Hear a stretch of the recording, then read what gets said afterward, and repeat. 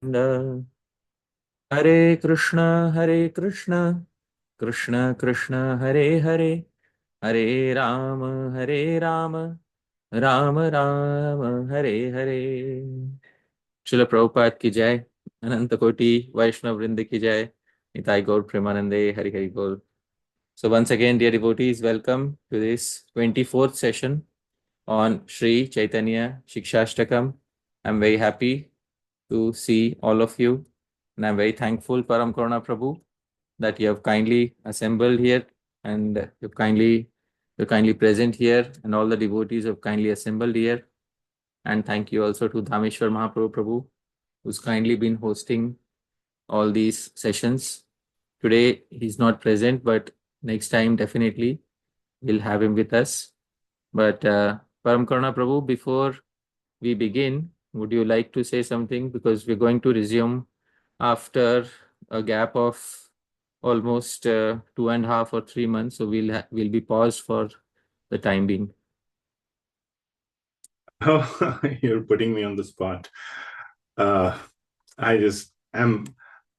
not sad because we are going to pause, because I'm going to see you here, and I'm very, very happy that I'm waiting for that association with you.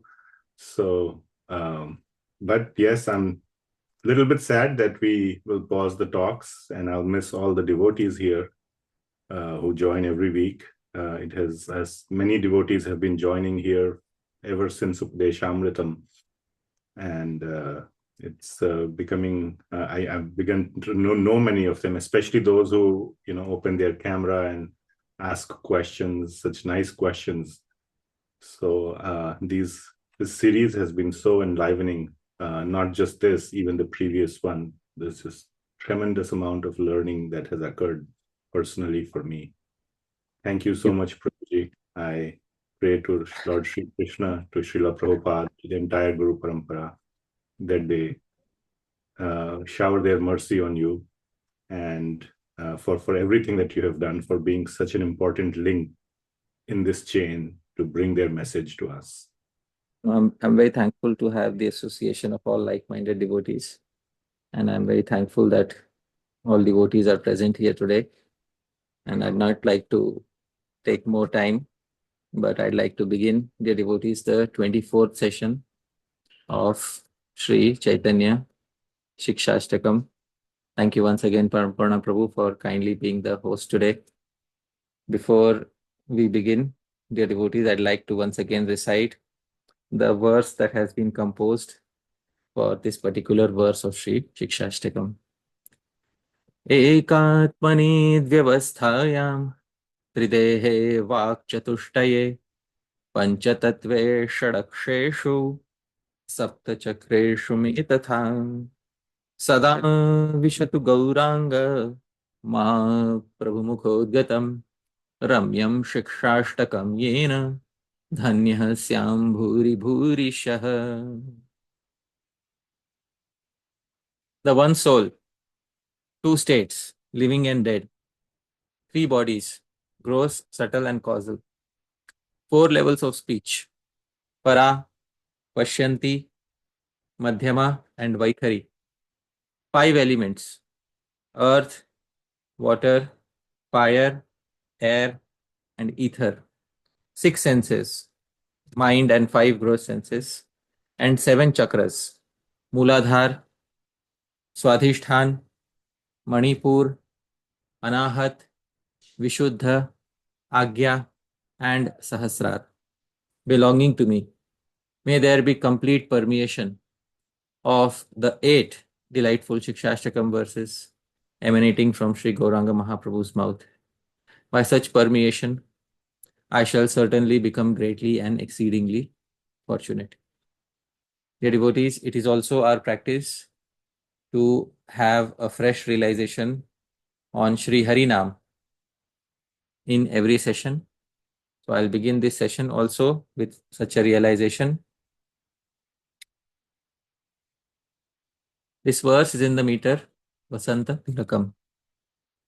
Antargato yadi haristapasa tatah kim नान्तर्गतो यदि हरिस्तपसा ततः किम् अन्तर्बहिर्यदि हरिस्तपसा ततः किम् नान्तर्बहिर्यदि हरिस्तपसा ततः किम्. So antargato yadi harihi. Antargata means if he has entered within you. Entered within means if his name has entered within the mouth. If Hari's name has entered the mouth. Tapasa tatah kim. What use is any austerity? And na antargato. If Hari's name has not entered the mouth, what use is any austerity?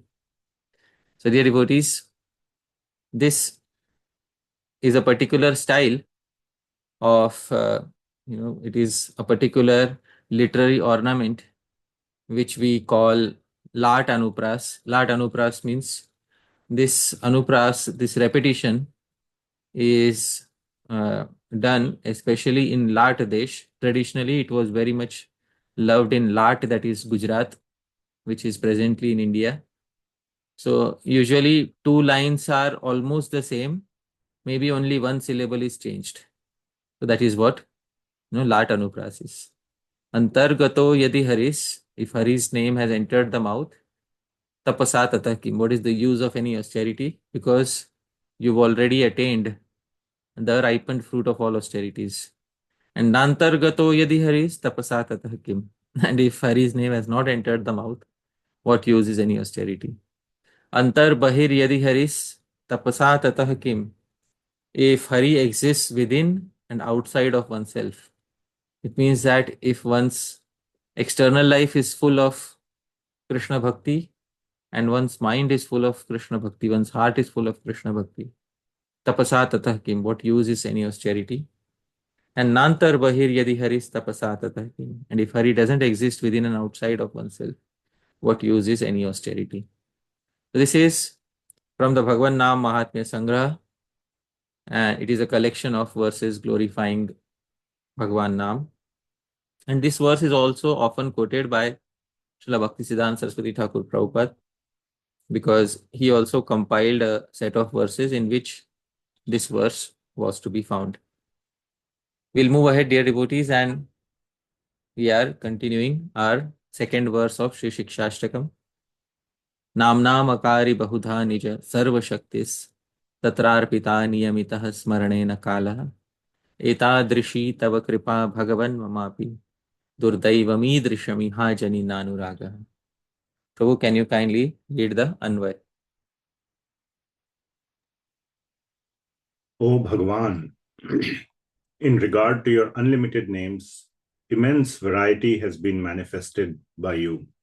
Moreover, all of your personal potencies have been eternally invested in these names, and no specific time has been fixed for remembering them. Such is your causeless mercy. Yet, my misfortune is such that no genuine attachment was developed by me in these names. Wonderful. Thank you, Prabhu. And this is the translation. And we have seen the first two clauses in this particular translation. O Bhagwan, in regard to your unlimited names, immense variety has been manifested by you. We have seen in detail the meaning of this clause. And the second clause, moreover, all of your personal potencies have been eternally invested in these names. We have seen till here. And today we are going to see no specific time has been fixed for remembering them. This is what we are going to see. And then in the next session, we'll try to go to the remaining clause. Such is your causeless mercy, yet my misfortune is such that no genuine attachment was developed by me in these names. So this is the translation. And the clauses that we have covered till now are the first two ones. Nam Namakari Bahuda and Nija Sarva Shaktis Tatrarpita. And now the third clause. Niyamitaḥ smaraṇe kālaḥ. No specific time is fixed for remembering these names of Bhagwan. And in the future, we'll have the fourth clause. But today we are going to focus on the third clause of the verse, that no specific time has been fixed for remembering Sri Harinam.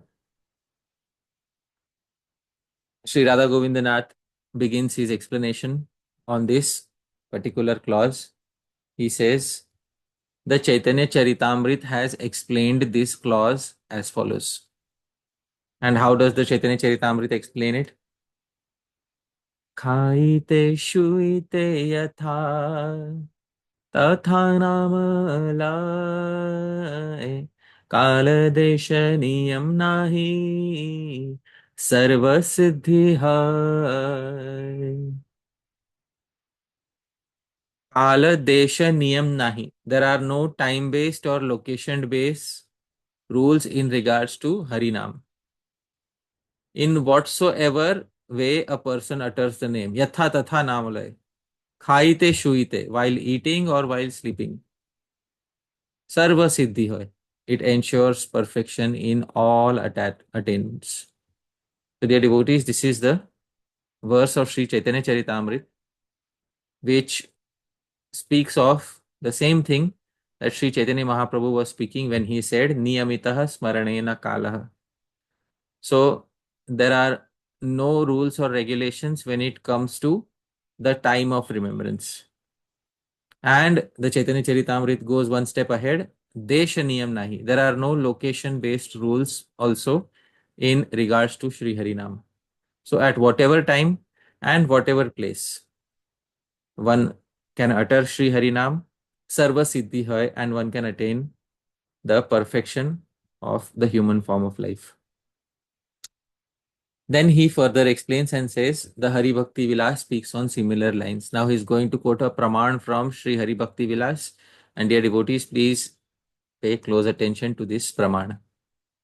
This Praman is from the 11th chapter of Sri Hari Bhakti Vilas. Swapan bhunjan vrajam stishthan uttishtham vatamstatha ye vadanti harer nama tebhyo nityam namo namah. Nityam namo namah, repeated obeisances unto tebhyo, unto those individuals. Which individuals? Ye vadanti harer nama, who recite Harinam. Who recite Harinam while doing what? Swapan, while sleeping. Bhunjan, while eating. Vrajan, while walking. Tishthan, while sitting. Uttishtan, while getting up. And Vadan, while speaking.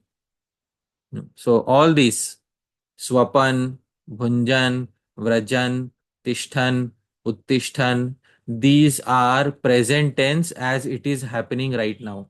Swapan means while sleeping. Present tense as it is going on right now. Bhunjan, while eating. Vrajan, while walking. Tishthan, while sitting. So all these terms are formed using the same suffix in Sanskrit grammar, Shatru Pratyay. And this suffix denotes present tense as it is going on currently.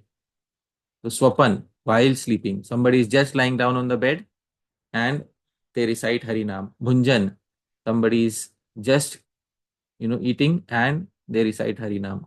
So walking, sitting, getting up, and while speaking something. Tebhyo nityam namo namah, repeated obeisances unto those individuals. Now, Shri Radha Govindanath says one can utter the name even in an impure place or with an impure mouth. And dear devotees, many times in the past, we have discussed this, that after waking up in the morning, one has to first perform Kirtan of Krishna Krishna Nam. This was discussed previously in one of the sessions. It is not that after waking up, the first thing is to wash your mouth or anything like that. After waking up, the first thing is to utter Krishna Krishna Krishna Krishna Krishna Krishna Krishna Hey, that particular Nam. So even if we are in an impure place or even if we have an impure mouth, we have not washed our mouth, we can utter Bhagwan's Nam. And he quotes another verse from Sri Hari Bhakti Vilas. Nadesha niyamastasmin nakala niyamastatha nochishthadau nishedhosti Shri Harer Nam nilubdhaka. Lubdhaka, this verse is from the Puranas, where a particular hunter is being addressed. Lubdhaka, O hunter, there are no fixed rules, niyama, in regards to desha, in regards to place, or kala, in regards to time. And there are no restrictions, nishedha, against chanting Harinam in Uchishtha Adav, in a contaminated state or in a contaminated place, etc. So there are no fixed rules and regulations regarding time and place, and there are no restrictions regarding chanting Harinam in a contaminated state, with a contaminated mouth or contaminated body. So this is the verse he quotes from Shri Hari Bhakti Vilas. Then he says another confirmation of the same Siddhanta. And what is that confirmation?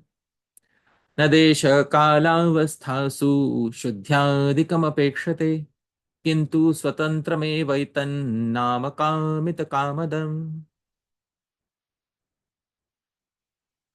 Harinam doesn't expect. Na apekshate. Na is the first word of the verse. Apekshate is the last term of the, you can see in the first line, the last term. Na apekshate. Doesn't expect. Purity, shuddhyadikam, etc. in relation to time, place, or avastha. Avastha is age. So it doesn't expect anything in regards to time, place, or age. It is fully independent. Swatantram eva etat. And Nama, this Harinam, Kamita Kamadam, it bestows the desired fruit upon those who utter it. And then he says, this is the meaning of the third clause. This is it. Niyamitaḥ smaraṇe na kālaḥ. This is all that Sri Radha Govindanath has to say about the third clause. That's it. So Param Karuṇā Prabhu, that's the end of the third clause. And we should pause here now, Prabhu. So should we go to the Q&A? I'm sure other acharyas have more to say also, Prabhuji. We've already discussed the Sanskrit commentaries on this particular verse. And Sri Radha Govindanath's commentary was the last one that we are discussing on this particular verse. Sri Kanupriya Goswami had written a detailed commentary on the first verse of the Siksastakam. So we don't have his association so much in the second verse onwards. But wherever we'll find something new, I'll try to incorporate that. But for the time being, this is it. So should we pause, Prabhu? We would like to hear your realizations as well. So I myself am a little, I'm not so much satisfied because we could have explored this more. So therefore, dear devotees, let us try to explore a little bit more in this particular clause, that there are no rules regarding time in respect to Sri Harinam. Dear devotees, our current clause is niyamitaḥ smaraṇe na kālaḥ. In Sanskrit, you can rearrange the terms. Smaraṇe kālaḥ na niyamitaḥ. Smaraṇe, in remembering Harinam, kālaḥ, a specific time, na, has not been niyamitaḥ, fixed. This is the meaning of the phrase of Shri Chaitanya Mahaprabhu's verse. And there's a very nice verse in the Hari Bhakti Vilas, which we should see here. Kālosti dāne yajye cha, snāne kālosti sajjape, Vishnu sankirtane kālo, nastyatra prithivī tale. It is from the Hari Bhakti Vilas. Prithvi tale, on this planet Earth. Kālosti, there are specific times fixed for dāne, for charity. Yajyecha, for Vedic sacrifices. Snāne, for bathing. And Kala Asti Sajjape, and there is fixed time for performing Sajjapa, performing Japa of Vedic mantras. However, Kalo Nasti Atra, there is no fixed time in relation to Vishnu Sankirtana, in relation to Vishnu Sankirtan. So, Param Karuṇā Prabhu, there are specific times for 4 things. Which are the 4 things mentioned here? Charity, Vedic sacrifices, bathing, and performing japa of Vedic mantras. So we should see in detail how times have been fixed for all of these and why have times been fixed for all of these and what will happen if we override the times that have been fixed for all of these. Because Hari Bhakti Vilas is speaking from various points of view here and is specifying times for many things. First is Dan. We'll remember there are four things: Dan, Yagya, Snan, and Mantra Japa. Four things are there. First is Dan, that is charity, dear devotees. In the Bhagavad Gita, Bhagavan has specified what is the best type of charity in the 17th chapter. Dātavyam iti yad dānam dīyate deshe kale cha patre cha taddanam satvikam smritam. Dātavyam iti yad dānam. Yad dānam, when something is given voluntarily, but there are a few conditions. How is it given? Dātavyam iti. In Hindi we will say देना चाहिए इस भावना से, or in English we will say out of a sense of religious duty. When charity is given voluntarily out of a sense of religious duty, I must give. It is my duty to give. Second condition, anupakarene. When it is given to a person who is unable to give anything in return, which means you are giving without expectation. And third, deshe kale cha patre cha. And when it is given at a proper place, deshe, kale, proper time, and patre, to a proper recipient. And tad danam, such charity, satvikam smritam, should be understood to be in the mode of sattva, goodness. So, Bhagavan Shri Krishna has mentioned kale, that there is a fixed time. There is a specific time for giving charity. All times are not suitable for charity. And which time is suitable for charity? Param Karuṇā Prabhu, can you try to guess which times are suitable for charity?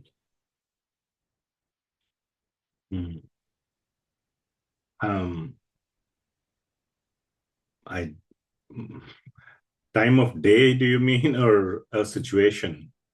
Yeah, a specific time of the year, I'd like to say. So, no worries. Yeah, no worries. The commentators are here to help us. Srila Sridhar Swami says, Kale Grahan Adau. The best time to give charity is during Surya Grahan, during solar eclipse, during lunar eclipse, etc. Grahan Adau. Most commentators have taken this line of thought. Srila Baladev Vidyabhushan has also included other tithis, and Srila Baladev Vidyabhushan has said Sankranti Adav, Makar Sankranti. Makar Sankranti is a very good day for giving charity. Srila Baladev Vidyabhushan has mentioned in his commentary on this verse. What is Makar Sankranti? When the sun moves from southern hemisphere to northern hemisphere, and when the sun moves in the Makara Rashi. Makara Rashi is what we call Capricorn. So when the sun moves in Capricorn, at that particular point of time, it is called, the sun moves from the southern hemisphere into the northern hemisphere, and that is called Makar Sankranti, and that day is considered to be a very auspicious day for giving charity. So this is Kale. That particular time is very nice. Another particular time of the year is Akshaya Tritiya. Akshaya Tritiya is a specific day in the year in which whatever charity is given gets multiplied manifold. So this is Kalecha.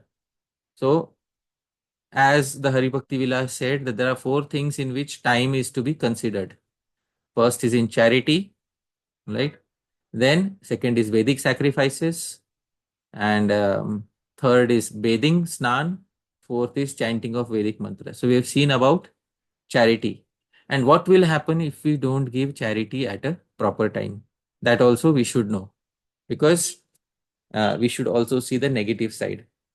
So Shri Krishna says in the same chapter, Adesha kale yaddanam apatrebhyascha diyate asatकृतम् avagyatam tattamasam adesha kale yad danam. Charity performed at impure place at an improper time. So impure place, examples of impure places, crematorium, where people are buried or people are burnt.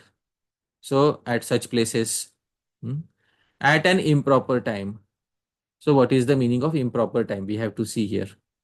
Or apatrebhyas, to unworthy persons.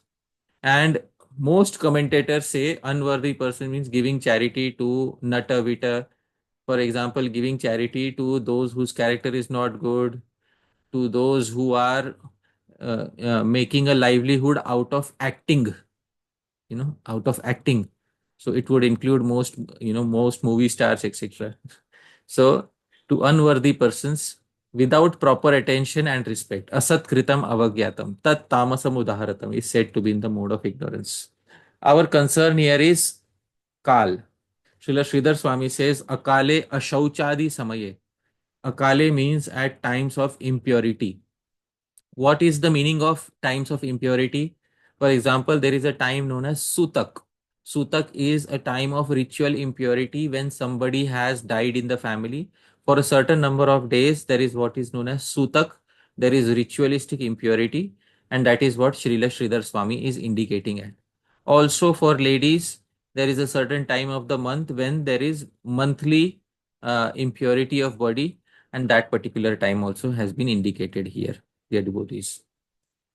Srila Madhusudan Saraswati says, Akale Punya Hetutvena Aprasiddhe, which means that those times which are not known to be very pious, Punya that those times which don't generate piety. So those are known as Akal, incorrect times. Shri Vedanta Deshika in his commentary says, Akalo Ratri Adi, giving charity in the middle of the night. That is also not good.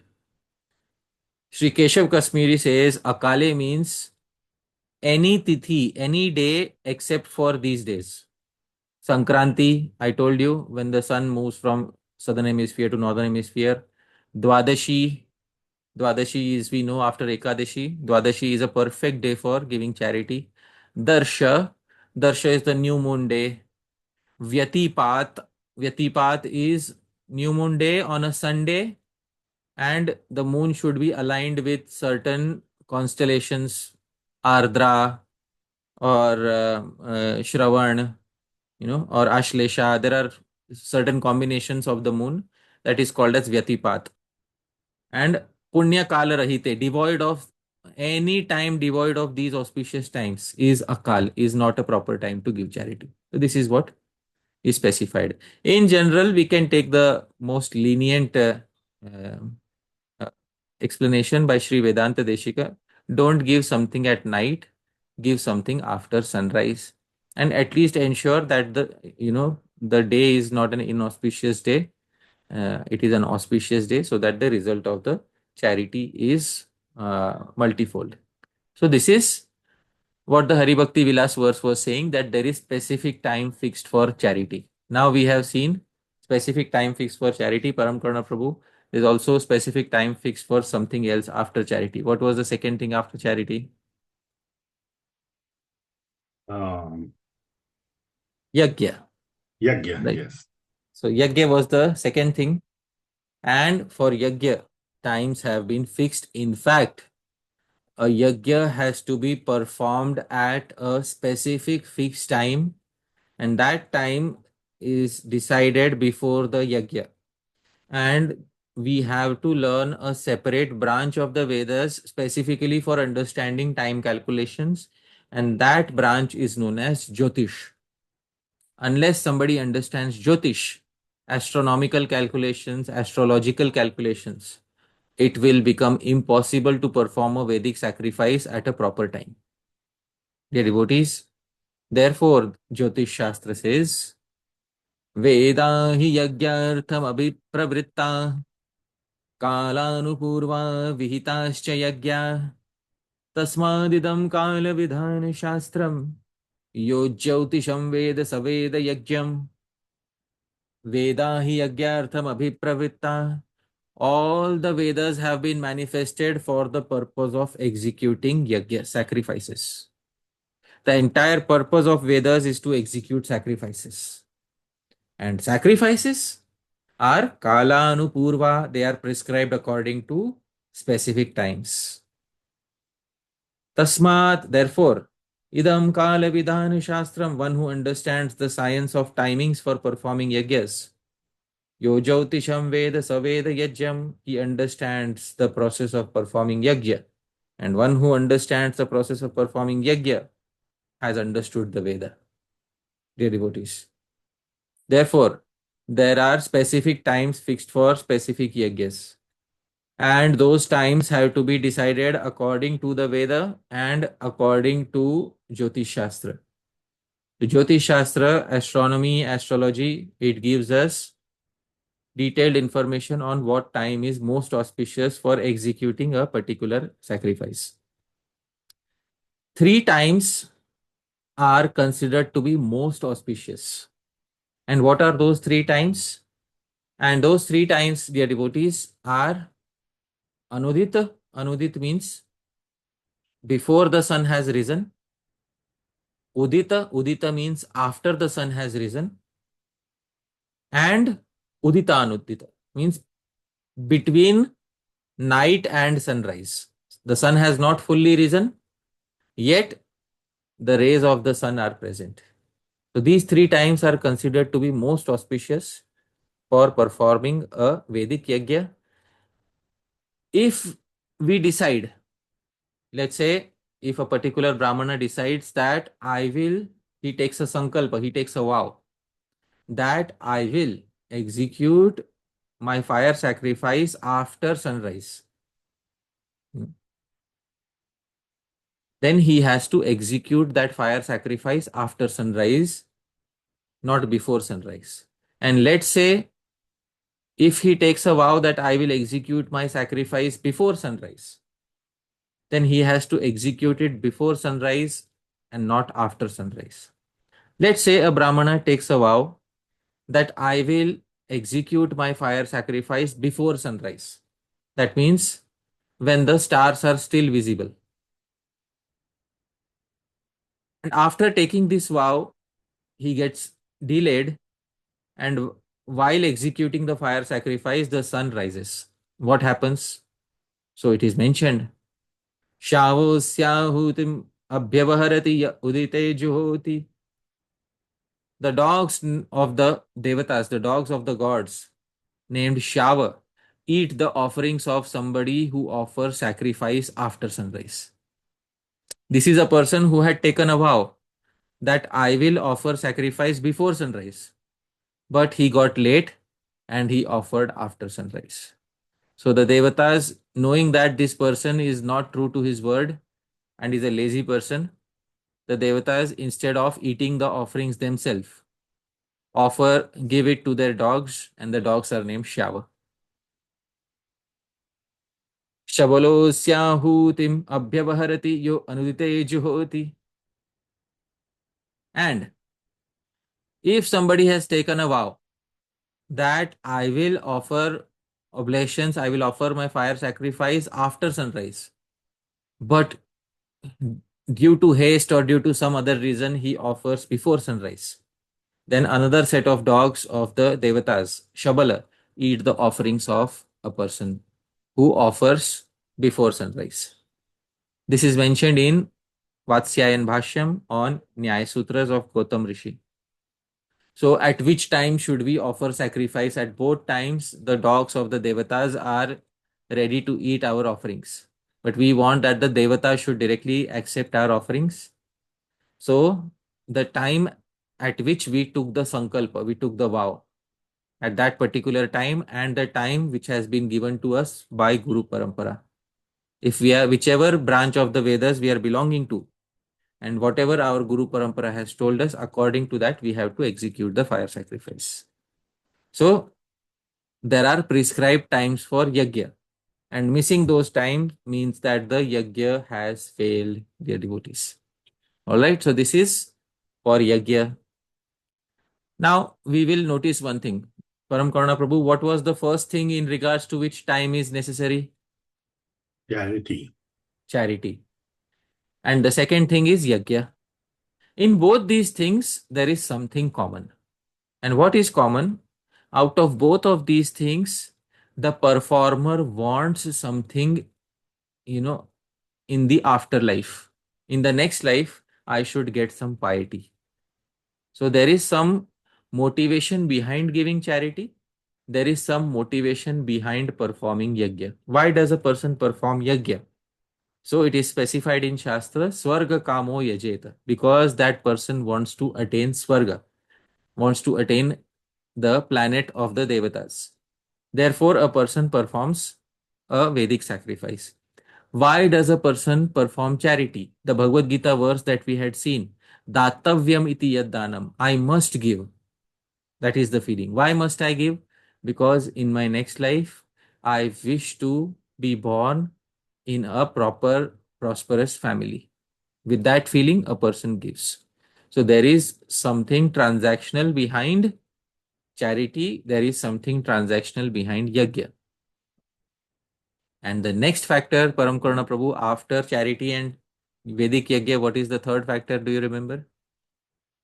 The fourth one was chanting of Vedic mantras. Yeah, and the third is Yep. snan. Snan. Snan is bathing. So there are times which are fixed for snan, dear devotees, and the times which are fixed for snan, the Hari Bhakti Vilas recommends time fixed for snan. उत्साह मेधा सौभाग्य रूप संपत् प्रवर्तकम मनः प्रसन्नता हेतु प्रातः स्नानं प्रशस्यते. Pratah Snan. Param Karuna Prabhu, what is the meaning of Pratah Kal? Morning. Morning, exactly which time? Pratah Kal is which time? Or when the sun rises. Yeah, just after sunrise is Pratah Kal. So, many times I have spoken that in the Shastra, the most ideal time for taking a bath is the time just after sunrise. And the Hari Bhakti Vilas confirms this fact. By performing snan or bathing at Pratah Kal, Pratah Snanam. What is Pratah Kal? Daybreak. Just the sun has arisen. What does one get? Utsaha. Utsaha is enthusiasm. Medha, intelligence. Saubhagya, fortune. Rupa, beauty. Sampat, Sampat is fortune in the form of wealth. And Pravartakam and Manaha Prasannata and happiness of mind. Therefore, Pratah Snanam Prashasyate. Therefore, Snan at this time is highly glorified. Param Karuna Prabhu, what is the problem if I take bath in the middle of the night? Middle of the night. I will not probably be able to sleep back. So, dear devotees, Pratah Snan at daybreak is most recommended. Snan in the middle of the day is also recommended. Snan before sunset is also recommended. But amongst these three, the most recommended is Pratah Snan. Snan at daybreak. But never in the middle of the night, dear devotees. Never in the middle of the night. Because nowadays there is a culture that, we'll not take bath in the day, we'll take bath, at midnight. So that is not recommended in Shastra. In Shastra, it is specified. Mahanishatu vigyeya madhyamam praharadvayam snanam tatra na kurvita nityanaimittikadrite. In the Kal Vivek, there's an entire literature just for telling you what are suitable times for all Vedic activities. So this literature is specifically for determining Kal time. This literature specifies the exact middle of the night. Madhyamam praharadvayam, exact middle. Just as we have noon. Noon is when the sun is exactly in the middle. Similarly, we have the exact middle part of the night. That exact middle of the night is known as Mahanisha, the great midnight. Nitya naimitikadrite, unless required for some Vedic ritual, one should never perform snan at this time of the night. Snanam tatra na kurvita. One should never perform snan at this time unless required for a Vedic ritual. So this is what is specified in Shastra. So for Snan also there are prescribed times. You cannot perform Snan at any particular point at night. So this is what is specified in Shastra. And now one more thing remains, that is Saj Jape, that is Japa, soft utterance, silent utterance of Vedic mantras. And in that particular department, there are stringent rules because Vedic mantras come with their specific time slots and you cannot miss the time slots, dear devotees. Here is a Brahmana who is performing Sandhya. Sandhya means he is chanting his Gayatri Japa at a specific time of the day, dear devotees. In different parts of India, Gayatri is chanted in different ways.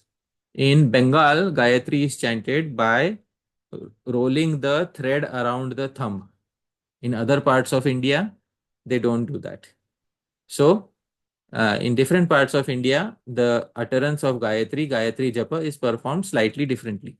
But here is a Brahmana, and you can see he has a water pot near him. He has performed Achaman. He has performed purification before he has sat down for performing his Gayatri Japa. In the Vishwamitra Smriti, it is mentioned. Uttama tarakopeeta madhyama lupta taraka adhama bhaskaropeta pratah sandhya tridhamata. Pratah sandhya. For those who are second initiated, those who have gotten the Gayatri mantras, they have to perform Gayatri Japa. They have to perform Sandhya thrice a day. And when they have to perform Sandhya or Gayatri Japa thrice a day, the first Sandhya is being spoken of here. Morning Gayatri Japa is Uttama, it is best. Tarako Peta, when the stars are still visible in the sky just before sunrise. That is the best time for morning Gayatri. Madhyama Lupta Taraka, when the stars are no longer visible at dawn and the sun has also not yet risen, then such Gayatri Japa is considered Madhyama, mediocre. Adhama, Bhaskaro, Peta, and after sunrise, such Japa belongs to the lowest category. Pratah Sandhya Tridhamata, this is how Pratah Sandhya, early morning Gayatri is categorized. So dear devotees, we now know, that even for early morning Gayatri, we have specific slots, and the best one, the mediocre one, and the lowest one. And if we miss that, then dear devotees, what will happen? We'll discuss that soon. But this is for morning Gayatri Japa. Afternoon Gayatri Japa. Uttama Purva Surya cha Madhyama Madhya Surya ka Adhama Paschima Aditya Madhya Sandhya Tridhamata. Uttama, noon Gayatri Japa is best when the sun is slightly in the eastern direction, not exactly in between. It is yet to come to the middle position. It is, even right now, it is slightly in the eastern side. That is the best. Madhyama Madhya Surya ka, when the sun is in the exact middle of the sky, then such Gayatri Japa, such noon Gayatri Japa is considered mediocre. Adhama Paschima Aditya, and when the sun has gone in the western direction, then it is called Adhama. Such Japa belongs to the lowest category.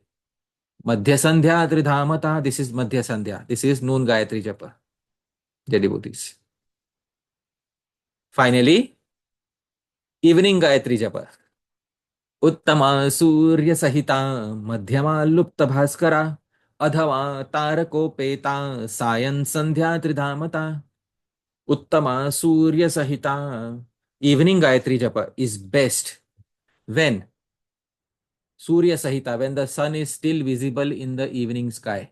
The sun should be visible in the evening sky. Madhyama Lupta Bhaskara, when the sun has set and there is still some dusk light remaining, and you perform evening Gayatri Japa, then such Japa is considered mediocre. Adhama Tarako Peta, and after the stars are visible in the night sky, then that is Gayatri Japa in the lowest category.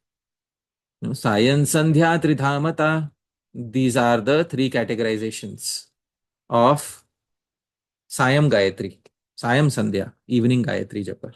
This, dear devotees, are the specific times for Sajjape, for Japa of mantras. And if we don't fit in any of these three, for example, if I am chanting my morning Gayatri in the middle of the night, Param Karuna Prabhu, what will happen to me if my morning Gayatri I am uttering in the middle of the night? Will it be effective or ineffective? Completely ineffective. Completely ineffective. Why? Because they are known as Sandhya. What is the meaning of Sandhya, dear devotees? Sandhi basically means a joint. We have joints in our limbs. So Sandhi means joint. And there are three joints in the daytime. The first joint is from the joint of the previous night and of the next day. That is the first Sandhya. The second joint is the joint between the first half of the day and the second half of the day. That is in the noon.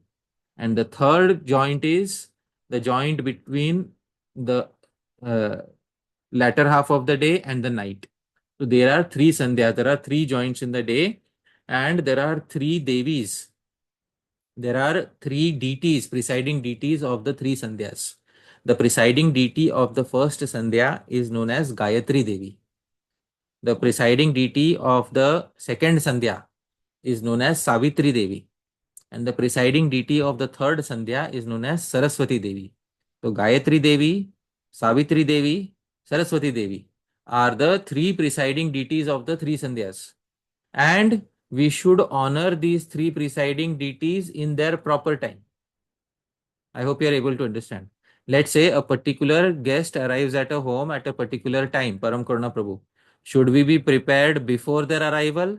Should we start preparing just as they arrive?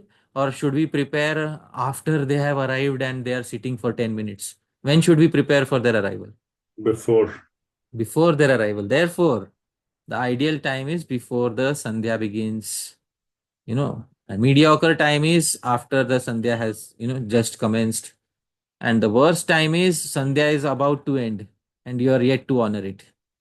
So that as one honors a guest, similarly one has to honor the three presiding deities of the three Sandhyas. And I have given the three names in order: Gayatri Devi, Savitri Devi, Saraswati Devi. These are the three presiding deities of the three Sandhyas, and they should be honored at proper times. What will happen if one doesn't honor? That is also mentioned in Shastra. Swakale sevita nityam sandhya kama dugha bhavet akale sevita sacha sandhya vandhya vadhuriva. Swakale sevita nityam, when served at the proper time, that sandhya kama dugha bhavet, it bestows all of one's desires. Desire for dharma, artha, kama, moksha, or beyond moksha, prema. And akale, and if you make a habit of serving her at the improper time, Sandhya Vandhya Vadhuriva. That Sandhya becomes like a Vandhya. Vandhya means like a barren lady. Just like a barren lady cannot produce a child, similarly, that Sandhya cannot produce any result, dear devotees. So, this is the result of uttering Sandhya at the incorrect time. But, dear devotees, the Hari Bhakti Vilas verse had said there are four things in regards to whom there are time restrictions. First is charity, second is Vedic sacrifice, third is Snan, fourth is Sandhya, fourth is Japa of Vedic mantras. And we saw in relation to all these four. But dear devotees, all these four are usually performed with a desire to attain a particular fruit, with a desire for a particular transaction. But dear devotees, when it comes to love, when it comes to prema, no time will ever be fixed by any Vedic authority. Param Karuna Prabhu, what is the time for love? All the time. All the time is available for love. In fact, love has the effect of shrinking time and expanding time. And we will see in the future verse, Yugaitam Nimeshena, that a nimisha, an eye blink of a time, has become as large as an entire yuga. And when the gopis, they met Bhagavan Shri Krishna in the middle of the forest, an entire night of Brahma, got reduced for them. They felt as if a few moments had passed. So dear devotees, prema, love, can bend time, and therefore love is above time, and therefore love cannot be governed by time. And the best way of expressing one's love, one's prema towards Bhagavan Shri Krishna, is to remember him always. And therefore, in remembrance of Shri Krishna, when it comes to the remembrance of Shri Krishna, no time has been fixed. Smartavyah satatam Vishnur vismartavyo na jatuchit sarve vidhi nishedhasyur etayoreva kinkara. Vishnu should always be remembered favorably. Smartavyah satatam. And vismartavyo na jatuchit. Never be forgotten at any time. Sarve vidhi nishedha. All other rules and regulations are servants of these two essential principles. Why are they servants? Because all other rules and regulations, they are bound by time, but remembrance of Vishnu, remembrance of Shri Krishna is not bound by time. In fact, it should be performed at all times. Dear devotees, now I am satisfied that we have discussed in great detail about Bhagwan's Naam not having any specific time restriction. And please remember the most important reason behind it, because all other Vedic activities are performed with a transactional nature in one's mind. Whereas remembrance of Bhagwan and utterance of his name, remembrance of Bhagwan is not performed with a transactional nature, with the feeling of receiving something material in one's mind. And with this mood, Sri Chaitanya Mahaprabhu has said that niyamitaḥ smaraṇe kālaḥ. So dear devotees, it is our practice to end with a concluding verse. And since we'll be pausing for 2.5 or 3 months, I will end with a verse which has been composed by myself. And this verse is inspired by the verse of Srimad Bhagavatam that was spoken by Sri Shukadev Goswami.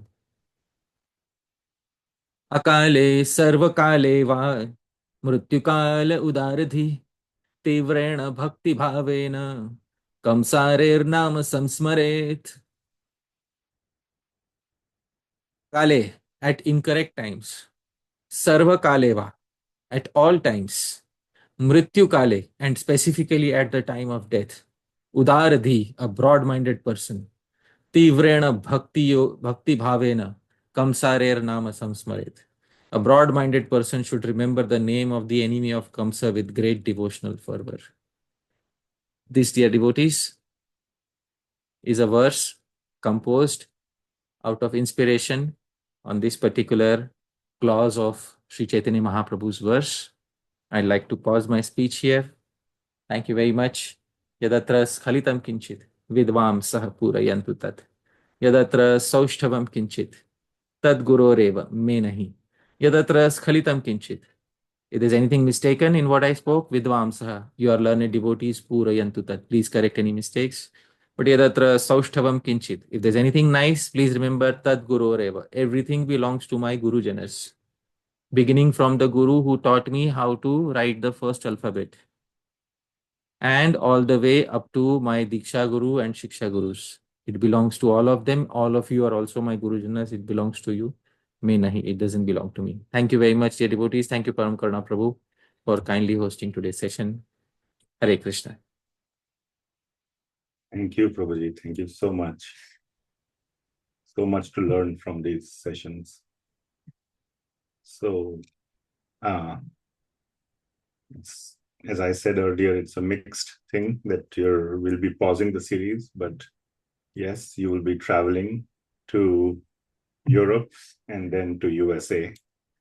So that's more time for jubilation, at least for me. I'm really looking forward to seeing you. And the summers have become much more exciting because of that for the last few years. And I pray. There is one verse in Subhashit literature which says that Shirasa dharyamanopi somah somena shambhuna tathapi krushatam dhatte kashtah khalu parashraya. That Shirasa dharyamanopi, although the moon has received the shelter of somah somena shambhuna, of Bhagwan Shiva, but you see, in the shelter of Bhagwan Shiva, on Bhagwan Shiva's head, you will never see the full moon. You'll always see the partial moon. And Kashtah Khalu Parashraya. And the verse tries to tell us that when you travel to other places and when you're dependent on so many people, it is a source of trouble for the person who's dependent. So the moon can never be the full moon, even under the shelter of Bhagwan Shiva. So, of course, when a person travels, he can never be his true self to the fullest degree. So therefore, but I'll be still very happy to see many devotees. But of course, travel brings a lot of stress on the body and the mind. But thank you, Prabhu. So let's move ahead, Prabhu. There's some announcements, or we'll begin with the Q&A. Yes, I would like to make an announcement. So, Prabhuji, with permission, so I'll share my screen, and since we'll be pausing the series for a while, I wanted to take this opportunity to make this announcement. Give me just a second.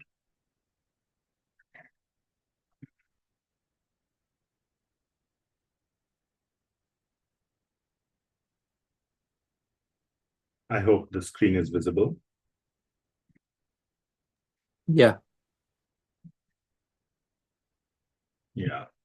So this announcement is covering a few items, not related to the Q&A, but to the general series. As we know that the series is gradually progressing due to Prabhuji's mercy. And we are on the second verse now. And I would like to take this opportunity to make this announcement regarding the series. So first of all, this series on Śrī-Caitanya-Śikṣāṣṭakam is primarily meant to facilitate learning this text, Śrī-Caitanya-Śikṣāṣṭakam, in a very deep, systematic manner through the commentaries of the various acharyas, as you have all been witnessing. It is not affiliated to any institution, institute, or person, and hence, therefore, no certificate will be issued at the end of it for those who complete it. Next, the series is free to attend for all of you, as we can all see. And you'll never be charged for attending any of the talks. It's completely free, or for asking any questions after the talks or during the talks either. All the talks that we've had are filled with so many questions that add so much value to the talk. Many times the duration of the Q&A is more than the talk itself, which is just so amazing. Now comes the part of Dakshina. So at the same time, please recognize that a proper yajna, we were talking about yajna today, is traditionally accompanied by some voluntary dakshina or charity. The Bhagavad Gita, which Prabhuji quoted today, says that any sacrifice that does not have, so the one that was quoted today was in the sattvic mode, but in the mode of ignorance, in the tamasic mode, is when it is not accompanied by any dakshina, it is considered tamasic or in the mode of ignorance.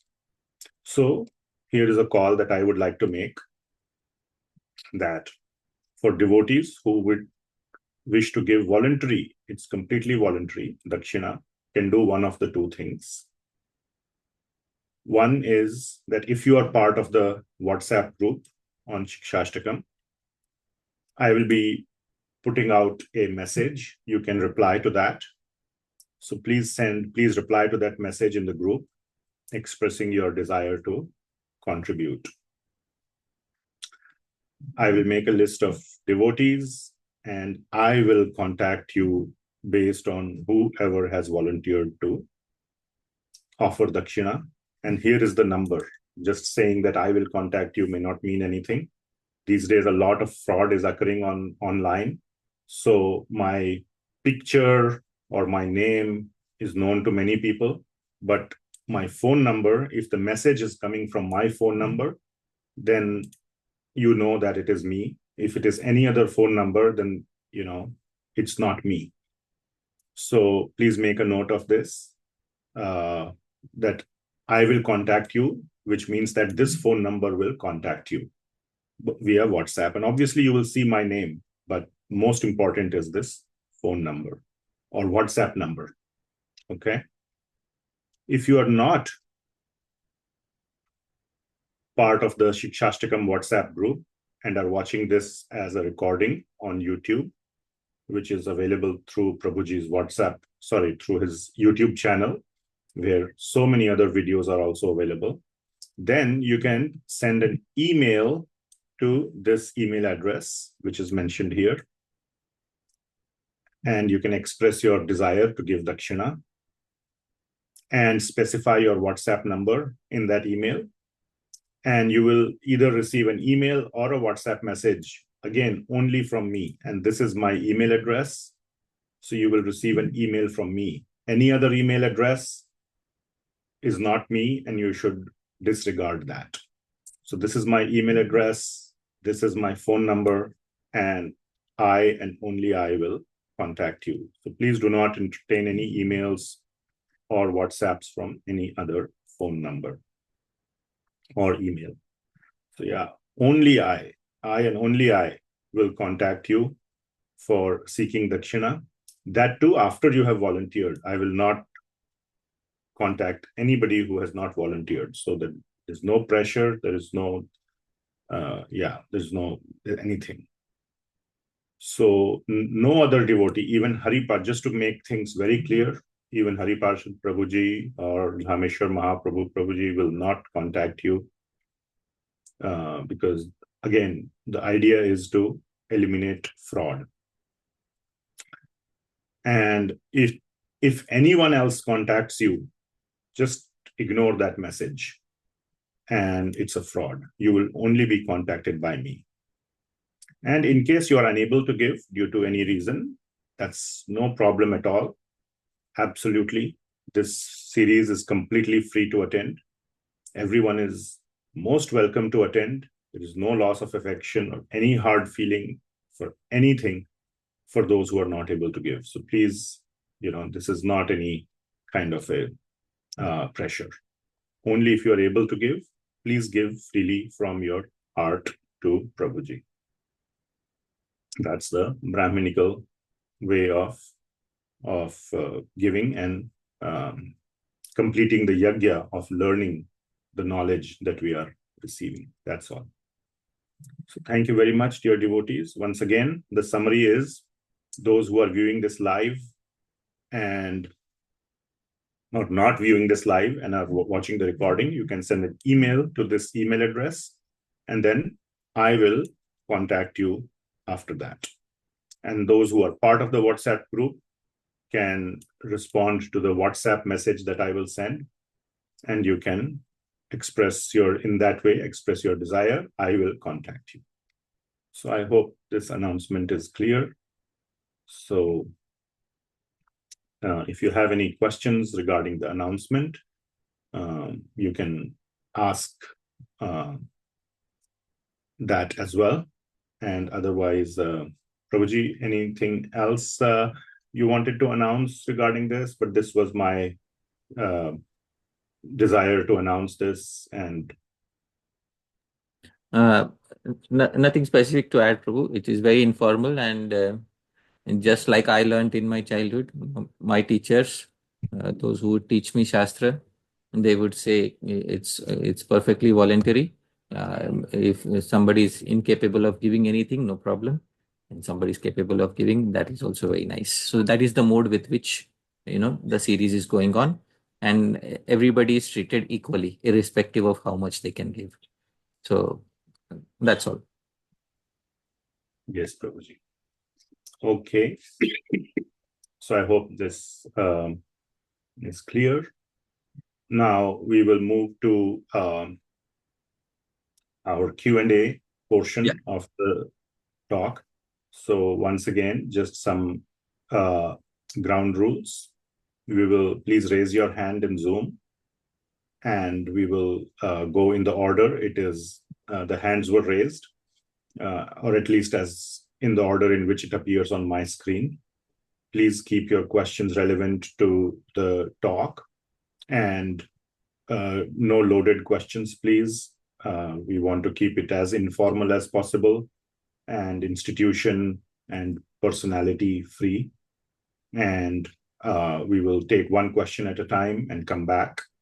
Prabhuji has been so kind and patient to answer so many questions, so there's no limit on time. Please ask your questions, but let's give everybody a chance to ask questions. And if any question needs more research, specific verse or specific, very specific words or phrases, post it in the WhatsApp group, and Prabhuji will, that will allow Prabhuji to do research and respond in a more comprehensive way.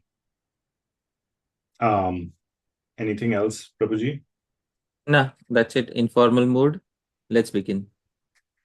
Yes, Prabhuji. So, Krishna Das Patra Prabhu, please go ahead.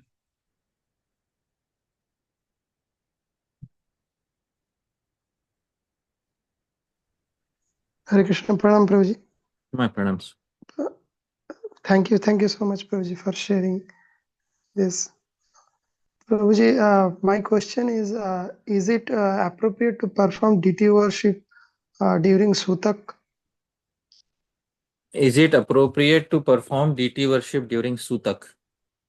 So regarding this, an entire article was written, and I'll show you some parts of the article, and I'll show you a main verse from that article, which was quoted from Srila Jiva Goswami. And I will show you my screen. Let me share my screen.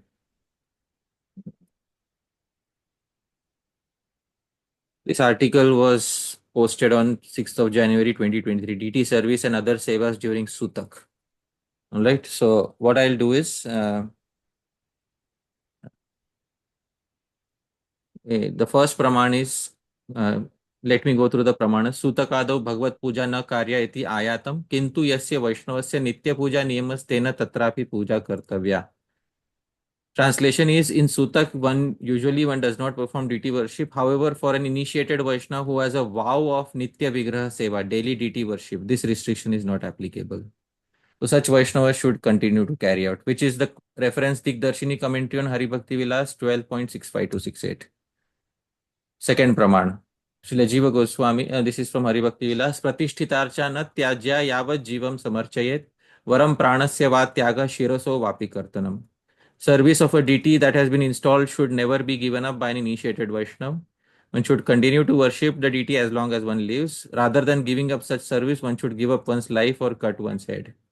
This is शिरसो Vapi कर्तनम. Hindi में sir कटा लेना चाहिए, लेकिन नहीं छोड़ना चाहिए. दिग्दर्शिनी on Hari Bhakti Vilas 12.65, Vishnu Parayana Riti Tad Dosha Nirasta. All faults pertaining to Sutak are driven away in the case of those who are exclusively dedicated to Bhagwan Vishnu. So, these are the pramanas that were quoted. I hope that satisfies your query. Right? Okay, thank you. Thank you. Hare Krishna. Next, we will go to Vishwarup Prabhu. Hare Krishna, Prabhuji. Ma'am. Prabhuji, am I audible? Yeah, you're in and out. Yeah, it's faint, but you can ask. You can ask. Yes, Prabhuji. Now is it clearer? Yeah, yeah. Please go ahead. Yes. Yeah, Prabhu, first of all, thank you so much for the class. And the most special thing for today's class was many times you mentioned a source, a quote, a maxim that is Udit Anudit Homnyai. So where you told that if one do not offers the sacrifice in proper before Udit or after rising of sun, the offering goes to dogs. So I was searching where could I get it, but today you only gave me. So thank you so much for this reference. Thank you, Prabhu. And Prabhu, my question is that in Bhagavatam, like it is said that Shaitana Sandhyayo means one should not sleep in Sandhya, and Hmm. such rules are found for Sandhya. So my question is that sometimes the reason for this rules are given that Shivji roams at that time. So some effects, tamasic effects may be seen in our life for that. And today it was said that we should properly welcome Devis, Sandhya Devis at proper times.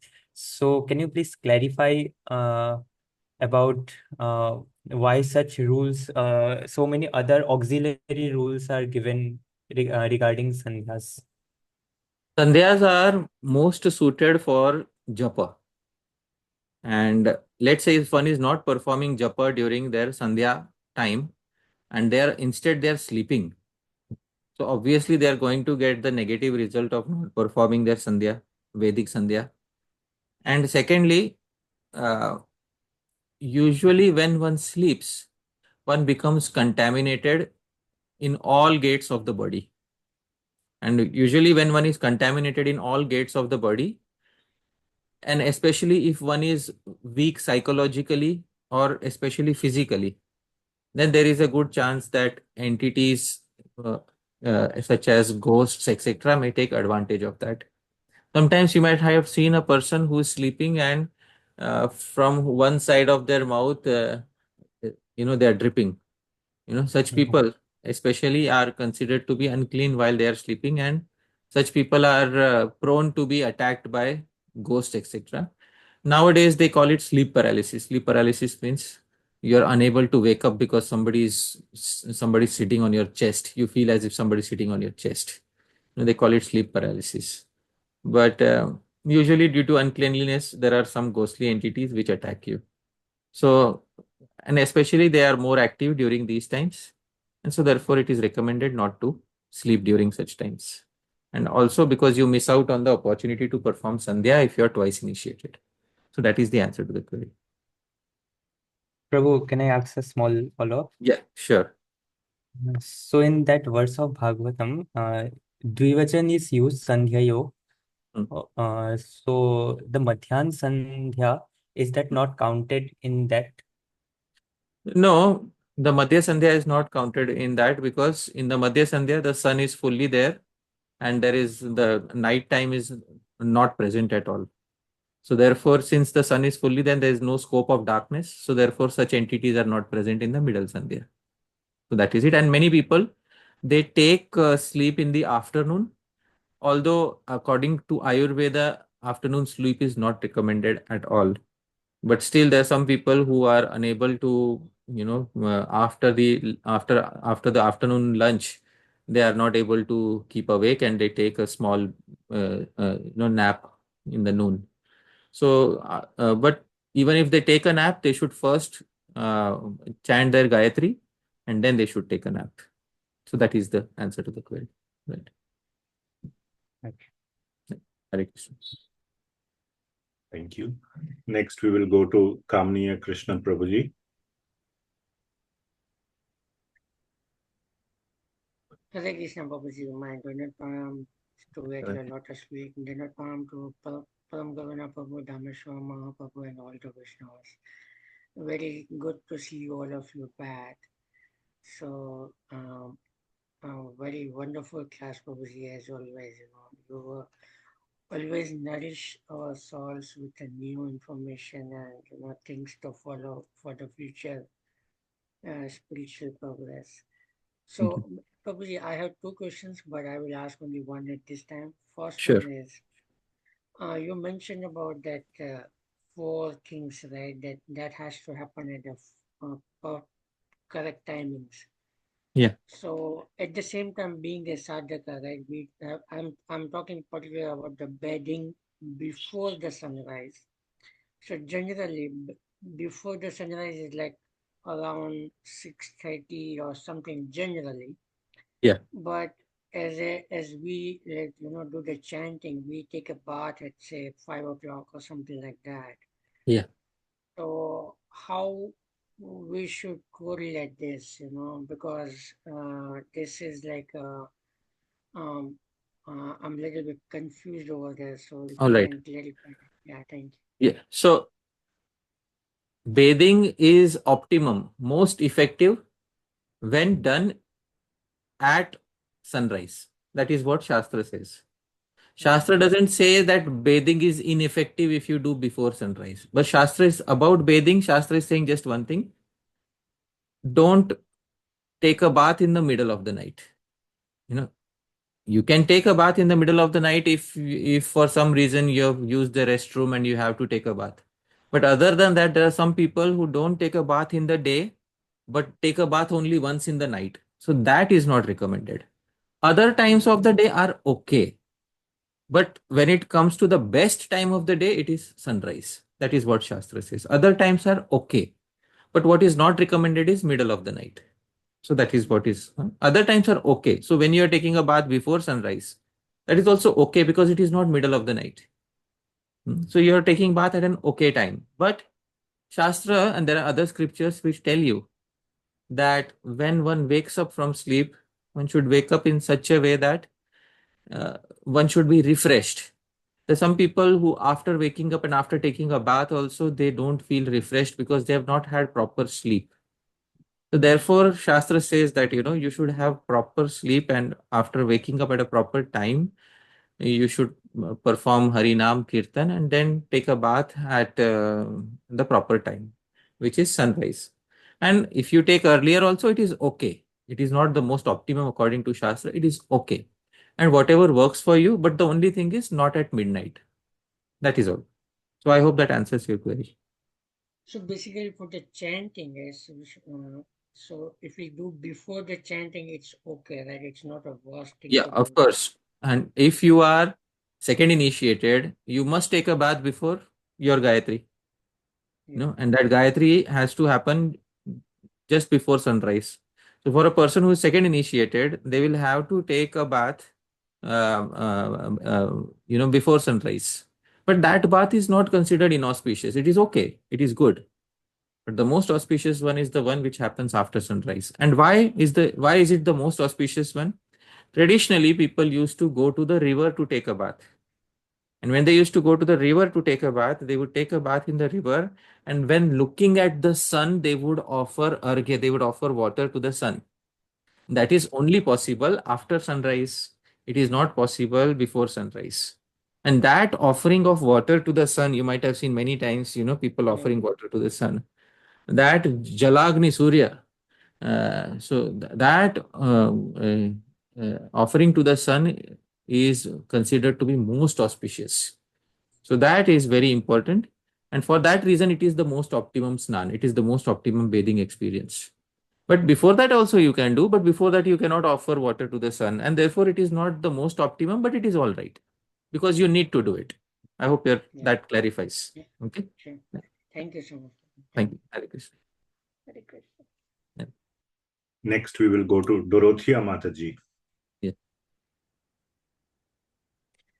Hare Krishna, Dandavat Pranam.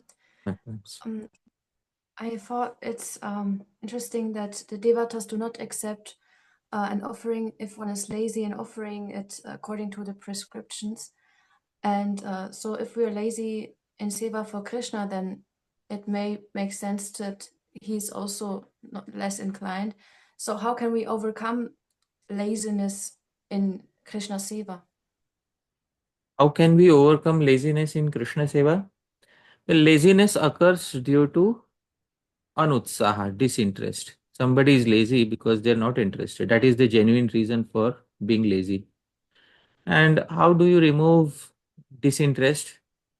Disinterest cannot be removed artificially. Disinterest is removed only when the purpose of one's life aligns with Shri Krishna Prem.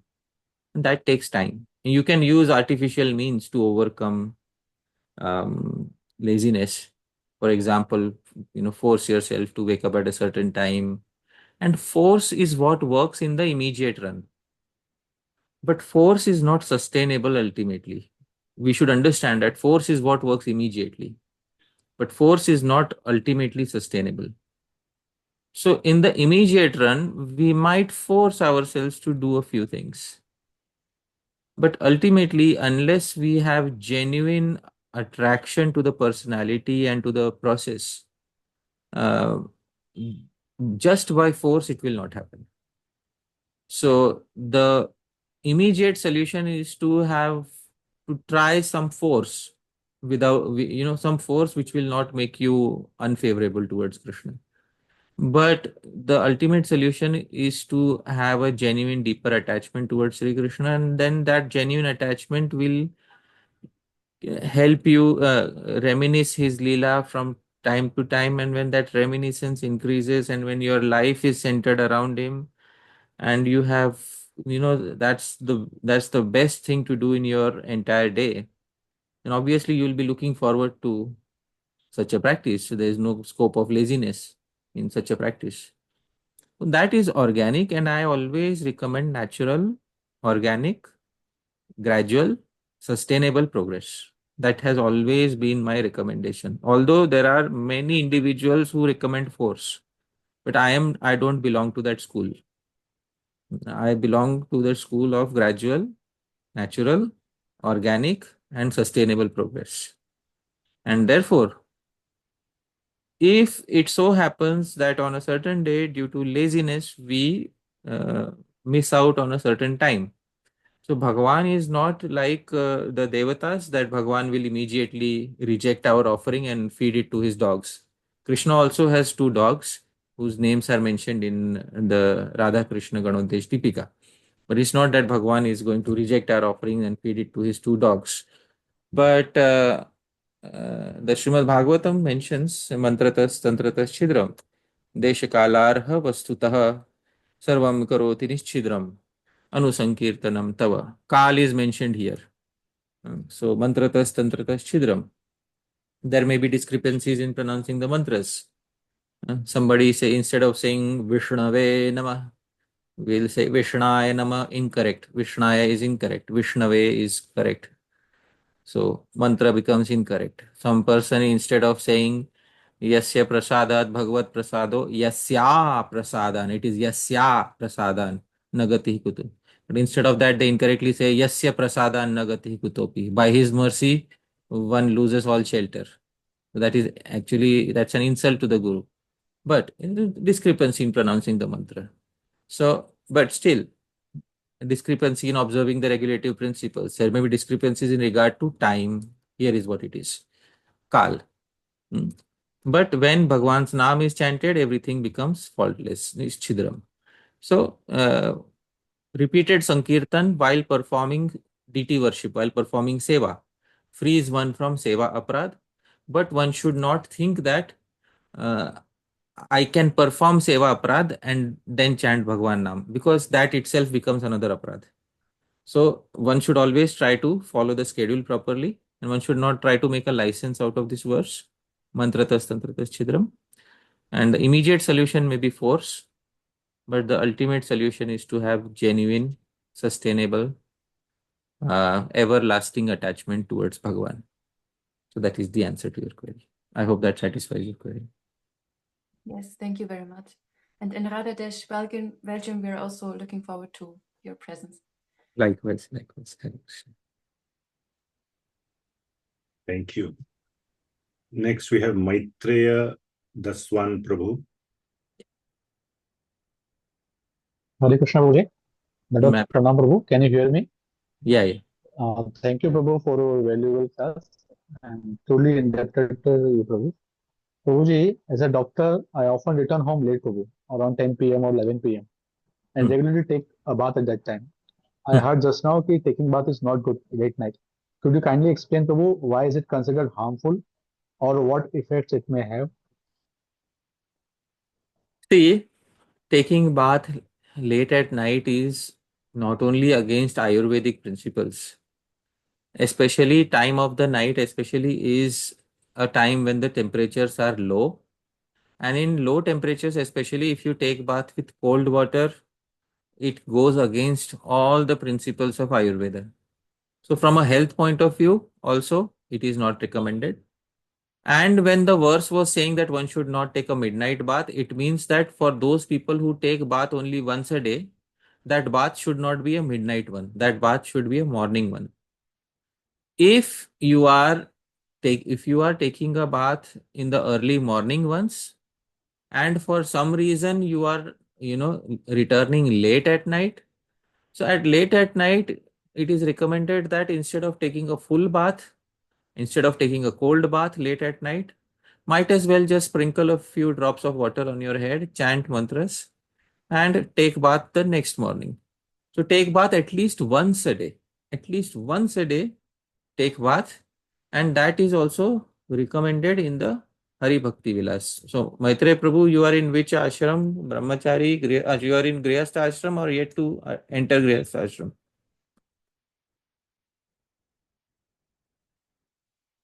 Hare Krishna. I am in Dāsa, Prabhuji. Okay, you are in Grihastha ashram. So, Dāsa. all right. Yes. So see here. I will share a verse from Hari Bhakti Vilas which speaks about when snan should be taken for grihasthas. Sharing my screen. Here it is, the third Vilas, third chapter of Hari Bhakti Vilas. Pratar madhya nayo snanam vanaprastha grihasthayo. So pratar, morning and afternoon snan for the vanaprasthas and grihasthas. This is what is recommended. Yate stri savanam snanam. Yeah, for sannyasi thrice, and sakritu brahmacharina, and only once for brahmachari, and sarve chapi sakrit kuryur, and all of them can do it once ashaktau cha udakam vina. So at least once, if in special situations, at least once, and if you are unable to do that, then without water chant mantras. So at least once everybody should do. And the grihasthas recommended to do twice. What are the two times? Morning, Early afternoon. morning, afternoon. Afternoon. If you can't do, at least once in the morning, at least you do. All right. Night time, no, for any ashram, night is not recommended. You look here in the verse of Hari Bhakti Vilasa. Any ashram, night time is not recommended. There's a reason for that. Yes, Prabhuji. All right. Prabhuji, one small follow-up question. Yeah. Is it okay? Yeah, sure. Prabhuji, I stay in a village. So many times it happens that around 1 a.m. or 2 a.m., like my patient is to come at my home to take some emergency medicines. So I woke up and I don't feel sleepy. So I take bath and start chanting. Is it okay?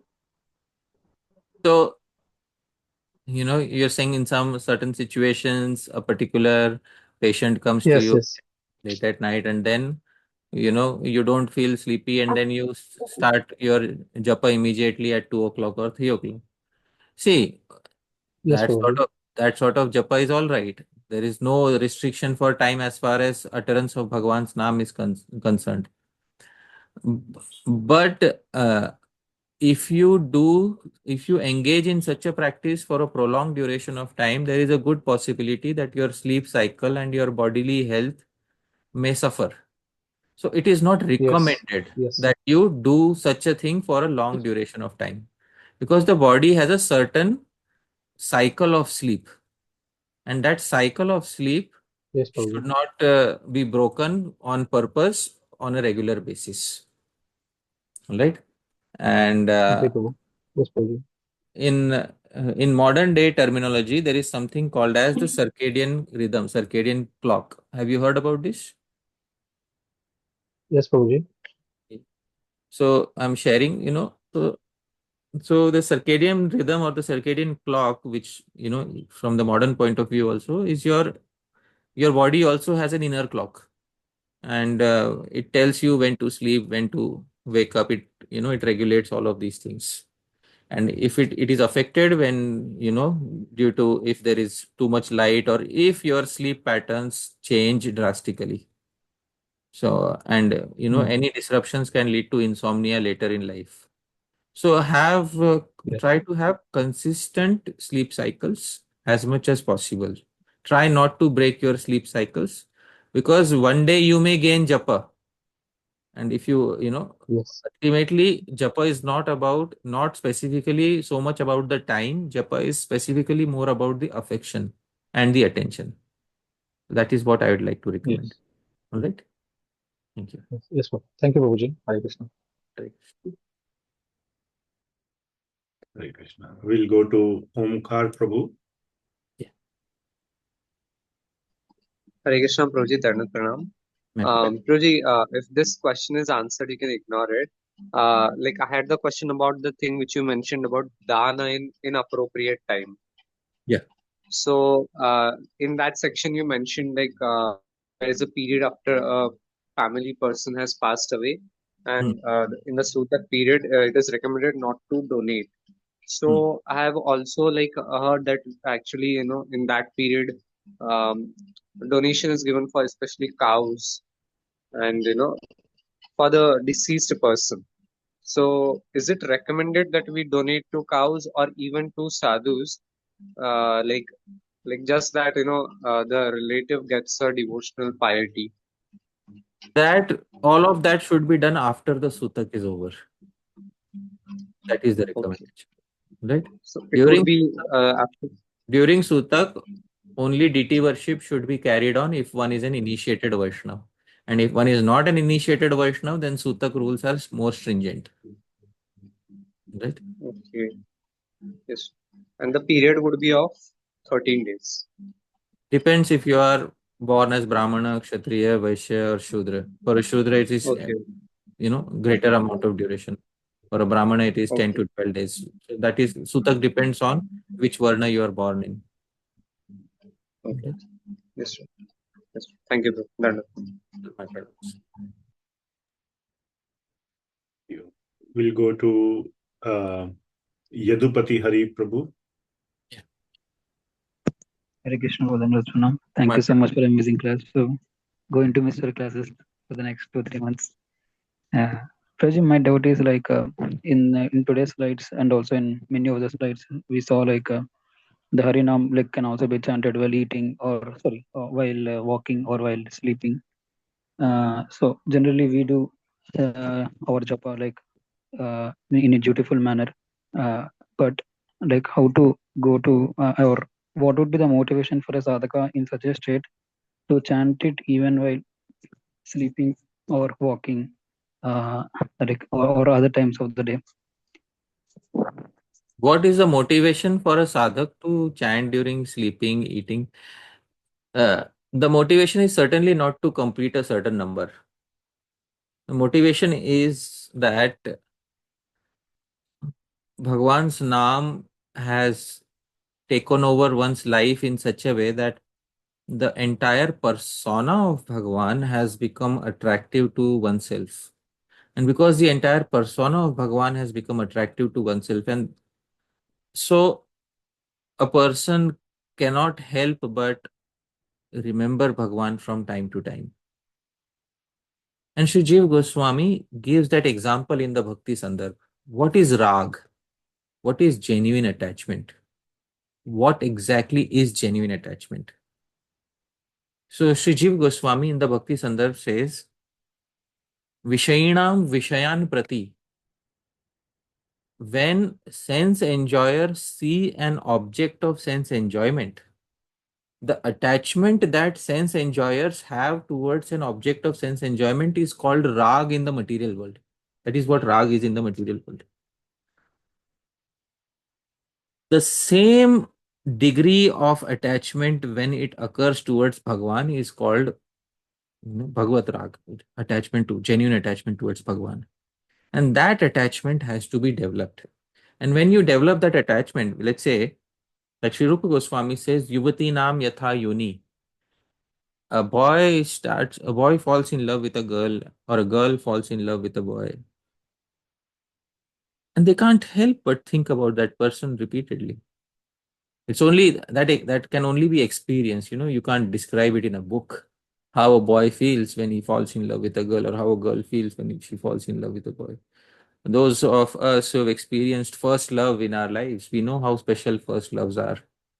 And the first love is never forgotten. That's the beauty of first love. No matter how many times a person loves after that, the first love always remains ever special.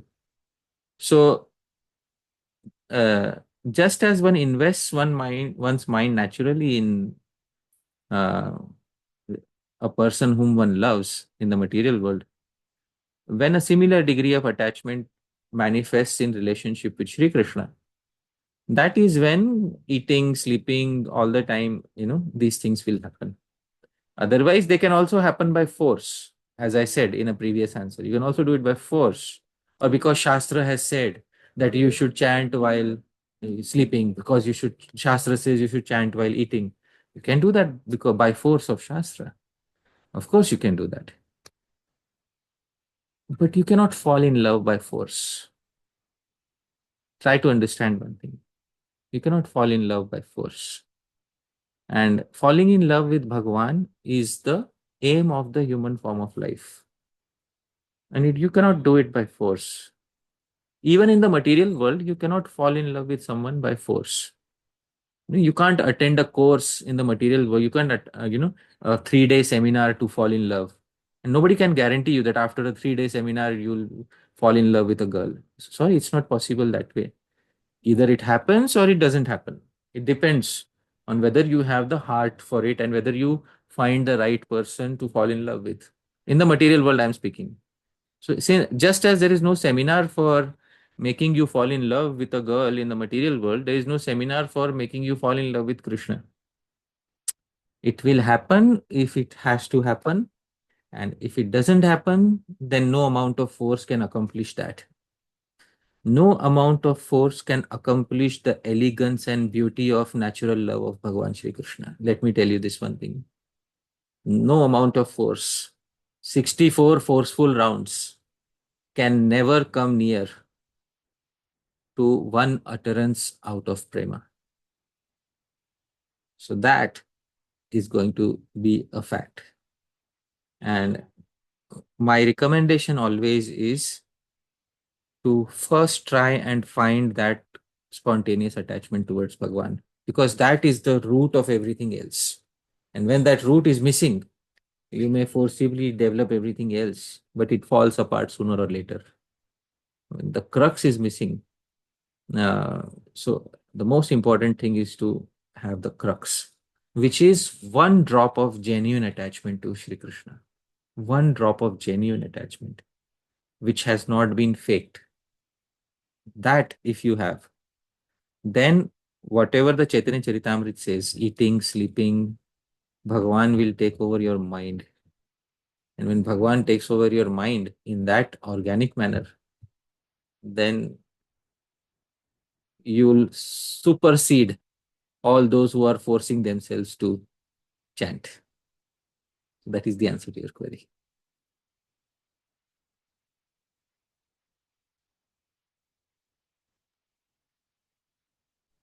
Yes, bro. Like just one small thing is like, Yeah. so usually it happens. Will it happen? Because the person whom we want to love is not directly visible. Like generally it is said it is achintya or inconceivable. So it becomes very difficult. Yeah. So, there are many people who are not visible, but we fall in love with them. We fall in love with them. There are many people who are not visible, but we love them much more than we love real people in the real world. No, I stay in the state of Maharashtra. In the state of Maharashtra, there happened to be a king who has defined Maharashtra. He's Chhatrapati Shivaji Maharaj. And people love him, although they have never had a single meeting with him.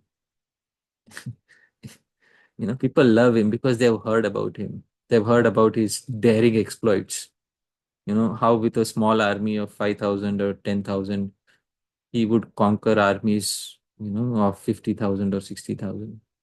How he mastered the art of warfare in the hills, and how nobody could touch him throughout his life. So when there's so many people who get attracted by these descriptions, and they live their life around him. Like you can find so many of them here. So you come to Maharashtra, I'll show you so many people, who are just, diehard fans of Chhatrapati Shivaji Maharaj. But so this point doesn't really apply. This point really doesn't apply. When Srimati Rukmini Devi, she never met Shri Krishna. But hearing about a person, hearing about the description, of course, it's not the same as meeting a person face to face, but hearing is also sufficient, especially in the case of people who are very prominent people who have very exquisite qualities. Hearing about them is very good, can produce attachment towards them. So that is the entire struggle, is to have that genuine attachment. And your point is valid that we have never seen him or met him, but it's not necessary that you have to see or meet every person personally in order to be attached to them. And I can give you many more examples. One example I gave you, Chhatrapati Shivaji Maharaj. Another example could be, let's say in the West, there is, what is his name? The famous piano, Beethoven, or, Mozart. So many people who never met Mozart. But Mozart wrote some shastra, some music literature, some notes, some melodies. And when people hear those melodies, oh my goodness, you have to be born in the West, and you need to have a taste for Mozart in order to understand what Mozart is. A person born in India may not be able to easily appreciate that. If somebody is born in the West and has a taste for musical instruments, they understand, and then they love and appreciate Mozart like that, although they have never met Mozart even once. But they have faith that a person like Mozart certainly existed, and that he had certain qualities, and those qualities are very attractive. So as long as we have that definite faith, Shraddha, that historically Bhagwan Shri appeared as Shri Krishna and he had certain qualities, then our pathway to becoming attached to him is clear. All right. So I hope that answers your query. Thank you. Alex. Can I add one thing, Prabhuji, here? Sure. If with your permission. Mm-hmm. So I've been studying this pastime of the Brahman Patnis, the Yagya Patnis, Prabhuji. Yeah. In the Srimad Bhagavatam. Mm-hmm. And there also in the verses 18 and 20, even they had not met Krishna before, but it says that they kept hearing about Krishna for a long time, Dirgha Shruta Dhritashaya. Yeah. And they developed such great attachment to Krishna, Shrutvacha Chutam Payatam, that they were ready to give up all the family bonds, everything, and take the one directional road to Krishna. Yeah, they rushed when Krishna came. They rushed to meet Krishna just as rivers rush to meet the ocean. And it's a wonderful feeling to fall in love with a particular person. And if that person is Shri Krishna, then nothing like it. Because love in this world is fraught with many challenges. And love in this world doesn't survive the test of time. But love with Bhagwan is on a completely different league altogether. And it is unconditional from both sides. And that is the sweetest part of it, that it is unconditional from both sides. That when Bhagwan accepts you, Param Karuna Prabhu, he'll accept you without terms and conditions, provided you accept Bhagwan without terms and conditions. So that is the best thing about prema. All right, let's move ahead. We'll go back to His Grace Kamaniya Krishna Prabhu. Thank you so much, Param Karuna Prabhu, for giving us the chance. Prabhuji, your last answers are very, very, very much. I really don't have words to express that. I think I'm going to listen to that again. So, Prabhuji, coming to the question, right?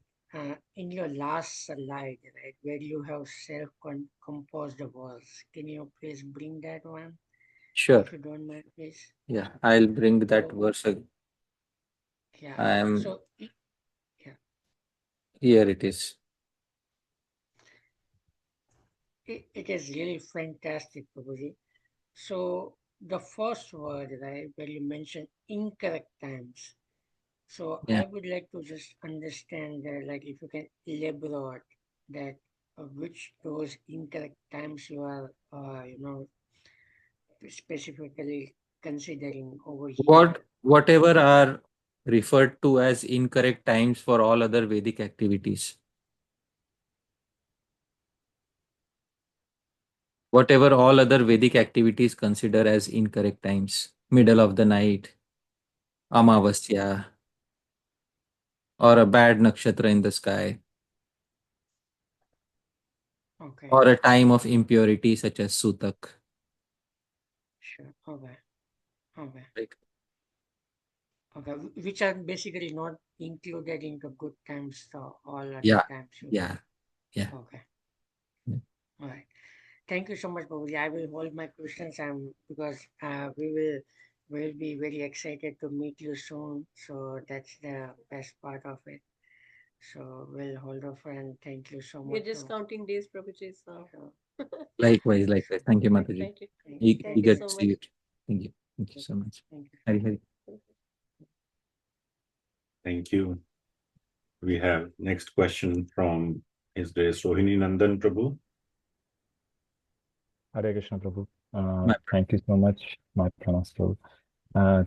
Thank you so much for the wonderful class, and I also would like to express my gratitude to you for the nice. I just heard the talk on Vedic and Pancharatrik mark that you gave in Hindi, so that was also quite beautiful.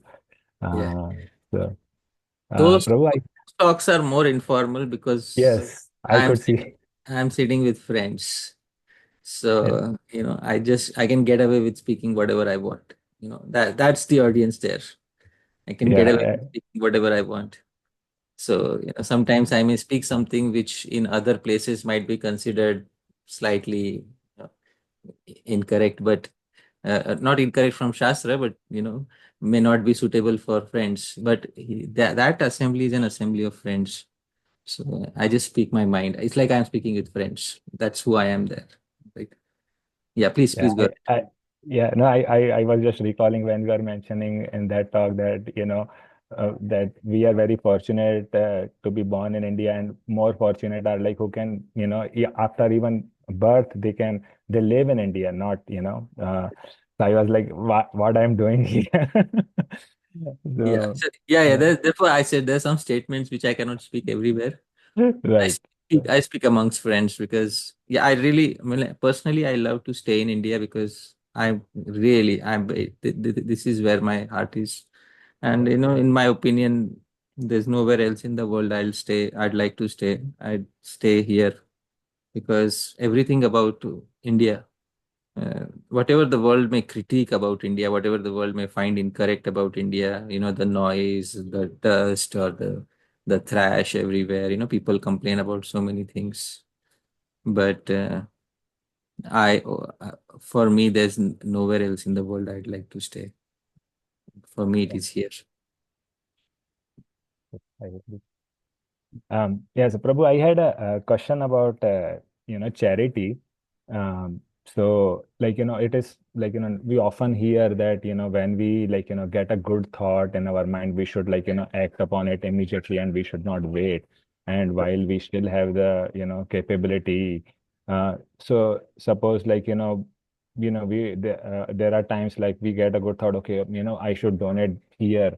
Should we still wait for the auspicious time, or shouldn't the primary characteristics of that charity, that is to please Bhagwan or the Vaishnava, shouldn't that supersede other requirements? And and also the fact that nowadays we are mostly donating online just with one click, uh, so we may not even realize whether we are doing it at the proper time. We can even do it in the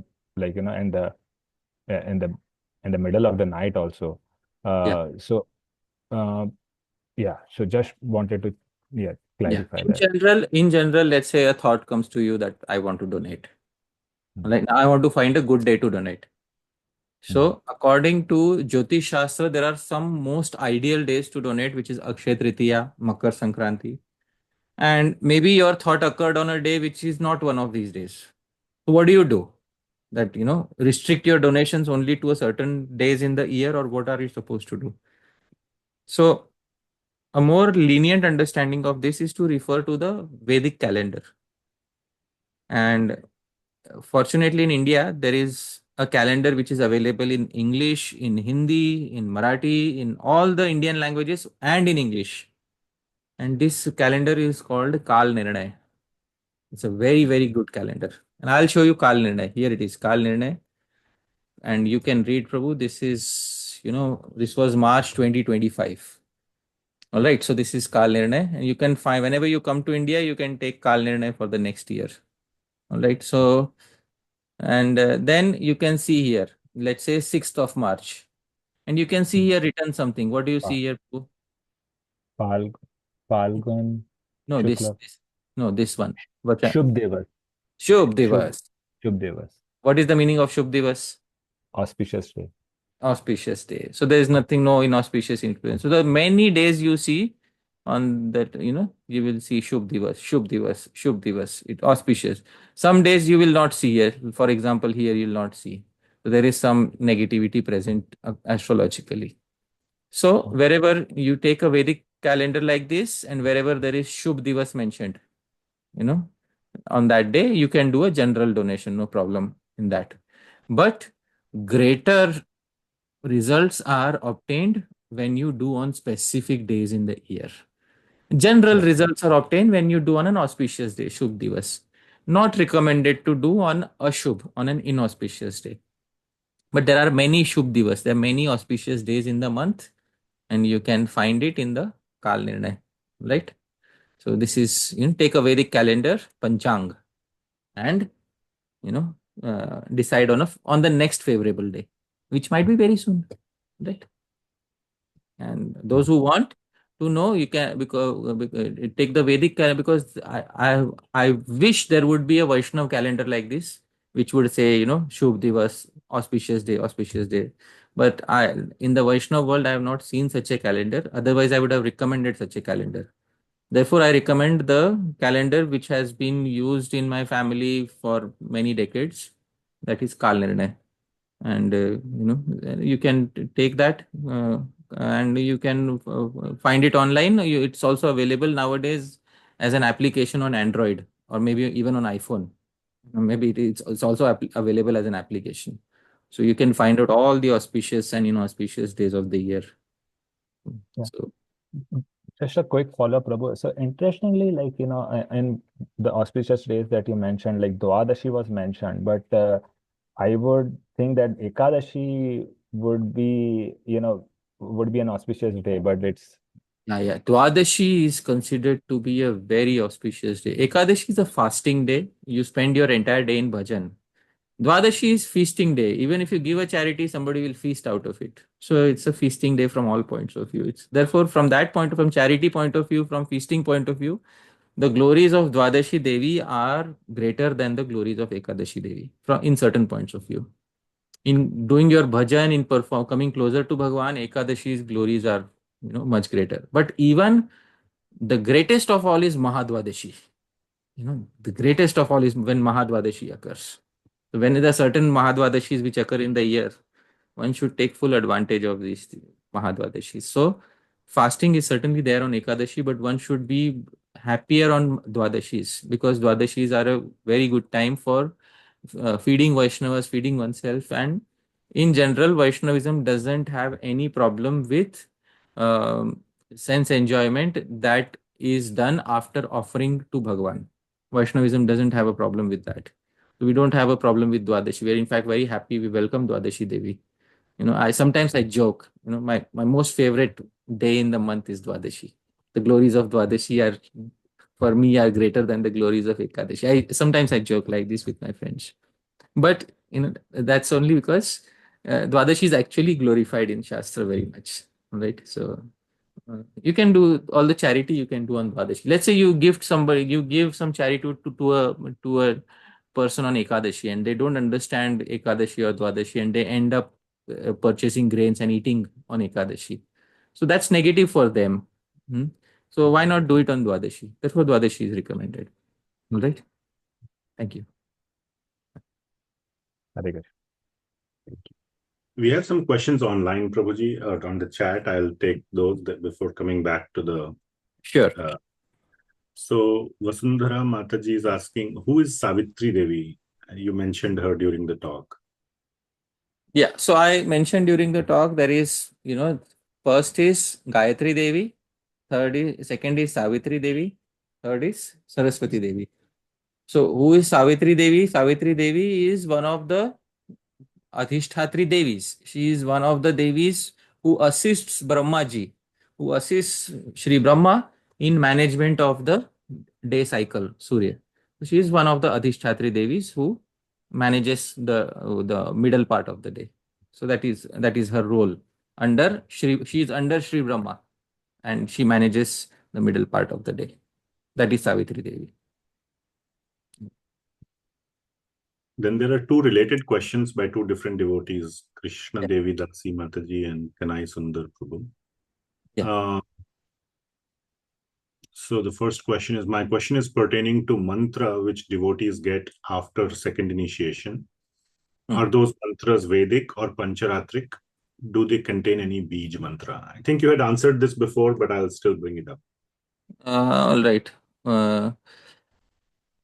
Mantras which devotees get after second initiation, are all of them Vedic or Pancharatric? See, in different branches of Gaudiya Vaishnavism, different mantras are given. And second initiation is a concept only in certain institutions. In other branches of Gaudiya Vaishnavism, there is only one initiation given, and that initiation contains all the mantras. And it is called Mantra Diksha. That is what they call Diksha. In certain institutions, you have Harinam Diksha separate and Mantra Diksha separate.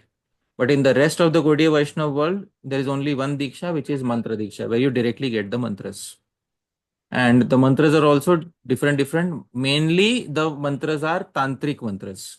I can make a general statement. Mainly, the mantras that are given are tantric mantras.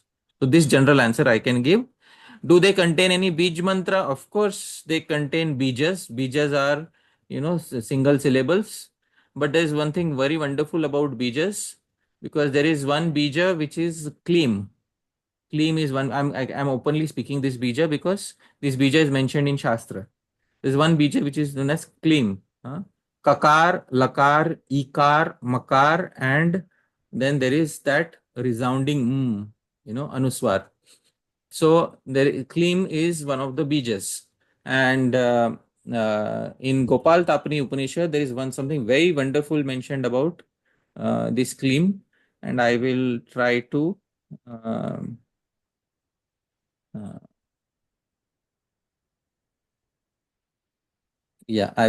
this is what the Gopal Tapani Upanishad says. I am sharing my screen, and because before since the topic of bejas has come up, the Gopal Tapani Upanishad says, Klim Omkarayor Ekatvam Pathyate Brahmavadivihi. Non-difference between Klim and Pranav is mentioned by those who are Brahmavadis, those who understand the absolute truth. They say that there is absolutely no difference between Klim and Om. Right? So this, for those who cannot chant Pranav, Om, the equivalent is there in the form of this Tantric Bij, Klim. Right? So please note the Gopal Tapani Upanishad says this. All right. There's one more question, Prabhuji. Yeah. The Prabhu is saying that the rules for chanting the Pancharatrik Gayatri chanting is the same or differs from Vedic? Question mark. I mean, if you have only Tantric Gayatri, Pancharatrik Gayatri, you don't even need to have a thread. Because even without a thread, you can chant the Tantric Gayatri. Obviously, there are many differences between having a Vedic Gayatri and a Tantric Gayatri. There are differences, and obviously there are also differences between the meditations on the Vedic Gayatri and meditations on the Tantric Gayatri. So there are differences in many aspects between Vedic and Tantric Gayatri. So that is the answer to the query. Thank you, Prabhu.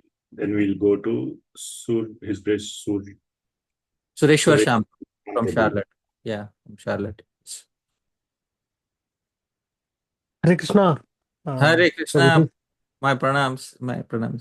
Prabhuji, one basic question I have. I was reviewing your recorded sessions, Prabhu, Siksastakam. So here it clearly says, Nija Sarva Shakti, right? Sarva, all energies of the Lord. Yeah. But how can we say there are gradations, Prabhu, then? All right. If we say Nija Sarva Shakti, and then how can we say that there are gradations? Well, obviously, the verse does not say that all potencies were invested in each and every single name. The verse begins with Namnam. Namnam means Namnam is plural case. In all the infinite names, you invested all your potencies. It does not say that he invested all his potencies in each and every name. He says he invested all his potencies in all his infinite names, which means that in some names, for example, I'll make a statement like this. Today was the birthday of a particular child in the school. All chocolates were distributed amongst all kids. So all chocolates were distributed amongst all kids. So you can say, well, somebody may have gotten more number, somebody may have gotten lesser number. But in general, I make a statement. I distributed all the chocolates amongst all the kids. So I didn't say that I distributed all chocolates with each and every kid. I said I distributed all chocolates amongst all the kids. I distributed all chocolates in the entire class. If I say like this, which means that somebody may have gotten all the varieties of chocolate, somebody may have gotten lesser varieties, somebody may have gotten only one or two. So that is the intention of the statement. Right? Okay. So it's a very broad statement, and we have to understand logically from the Acharyas and further, right, Prabhu, from the Vaishnavas. Yes, because there are subtle nuances of the statements which are visible only when we examine the statement in greater detail. Okay. Yeah. Thank you very much, Prabhu. Hare Krishna. Dhanavad. Hare Krishna. Thank you, Prabhuji. Some more questions have popped up in the chat. Yeah. So, Her Grace Kalpataru Mataji is asking, in reference to the subject of charity that you discussed, I would like to seek clarification on whether we should evaluate the timing solely from the donor's perspective or also take into account the recipient's viewpoint. I mean, when the charity is given, the donor and receiver are usually, there is immediate transfer. So, right. So unless, or at least the donor should inform the receiver that I have taken a sankalp, I have taken a vow of giving you. that sankalpa should be taken at an auspicious time. So I have taken a vow that I will give you. This is my vow is at this proper time, and I'll try to fulfill it today itself, or at a suitable or on an auspicious day, or on the next auspicious day, like that. Otherwise, previously charities were instantaneous. I give, you take immediately. So the donor's time and the recipient's time were synonymous. Correct. If you have any more clarification on your question, Yeah, Mataji, post it. Yes, please. Yeah. In the Q&A group also, she can post. No problem. All right. Yeah, she says no clarification. So great. Next, we have another question on the chat by Chandana Mataji. Hare Krishna Prabhu, when you say those who cannot chant Om, could you elaborate what the restrictions are to chanting Om? Yeah, those who are not initiated those who are not twice initiated cannot chant it. And Shri Vyasadeva says in the Bhagavatam 1.4.25 that there are certain human beings who are not eligible, and which I had discussed in the previous talk, I think, when we discussed about Veda and Tantra. There was a talk in Siksastakam also where we discussed Veda and Tantra. In that I had specified, and I will give the exact talk number so that, Mataji, if she has not listened to that talk, then she can go and listen to that particular talk of the Siksastakam. So I think this was, which one?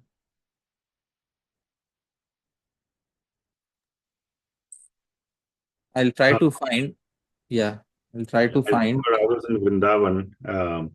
This was. Yeah, there was a talk on which we discussed Veda and Tantra in our Siksastakam. Must be around 16th or 17th of, or around 13th or 14th of February, 14th, 15th February, I think. Yeah. So yeah, this was session number 18. So she can listen to 18th session of Siksastakam and she'll find, who is eligible, who is not eligible. All right. Thank you, Prabhuji. One question by Bhagavati Vasudha Mataji. My pranams, she says. Hari Bhakti Vilas 11.410 about no time restrictions. Harinam doesn't expect purity in relation to time, place, or age. It is independent and it bestows the desired fruit upon those who utter it. The age means age of the person or age of the yuga, like Satyuga, etc. What does age mean? Okay. Let me pull out the verse directly, and we will see directly what Sri Sanatana Goswami says in the commentary. This is 11.4.4.110. So you're getting an answer directly from the commentary of Sri Sanatana Goswami. This is the most authentic answer. Tatra avastha. Avastha means balyadayo. Balyadayo means childhood, adulthood. So that is what avastha means. That is what it means. When I translated it as age, basically the verse is saying in your childhood also you can chant, in your adulthood also you can chant, it doesn't expect anything from you at any point of time. And especially in the case of girls, at a certain age a monthly cycle of impurity is introduced. So the intention of the verse is also to say that even in those stages of life, Harinam doesn't expect any purity of body, etc. Or avastha can also mean state of existence right now. Jagar adaya, you may be awake, half asleep. Pramad, unmad, you may be feeling, what is pramad? Pramad can be translated as you may be feeling a maddening euphoria, or something like that. So any of those states of existence, pramad, unmad, you may feel mad, you may feel overcome by madness or euphoria. Still, in those states of mind also you can utter it. Harinam doesn't expect anything. Right. Thank you, Prabhuji. Thank you so much. Well, that brings us to the end of the Q&A for today, Prabhuji. Wonderful. And to this whole year of talks, starting in previous fall till now, and then we're taking a break, as you said. So thank you so much, Prabhuji. Any closing remarks before we? Yeah, so Prabhu, you post the message about whosoever who has the desire to voluntarily give anything, you will post it in the group in some time, and then depending on that, you'll follow it up with others. And please post the document PDF also in the groups so that devotees can have a look at it. Thank you. Sure, Prabhuji. Thank you. Yeah, so we made an announcement about offering dakshina to Prabhuji.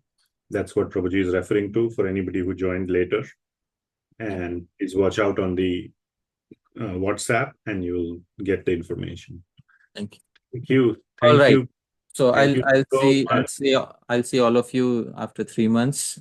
Thank you so much. Hare Krishna. Srila Prabhupada ki jai. Ananta Koti Vaishnava Vrinda ki jai. Shri Krishna Chaitanya Mahaprabhu ki jai. Hare Krishna. His Grace Hari Pārṣad Prabhuji ki jai. Hare Krishna. Hare Krishna. Hare Krishna.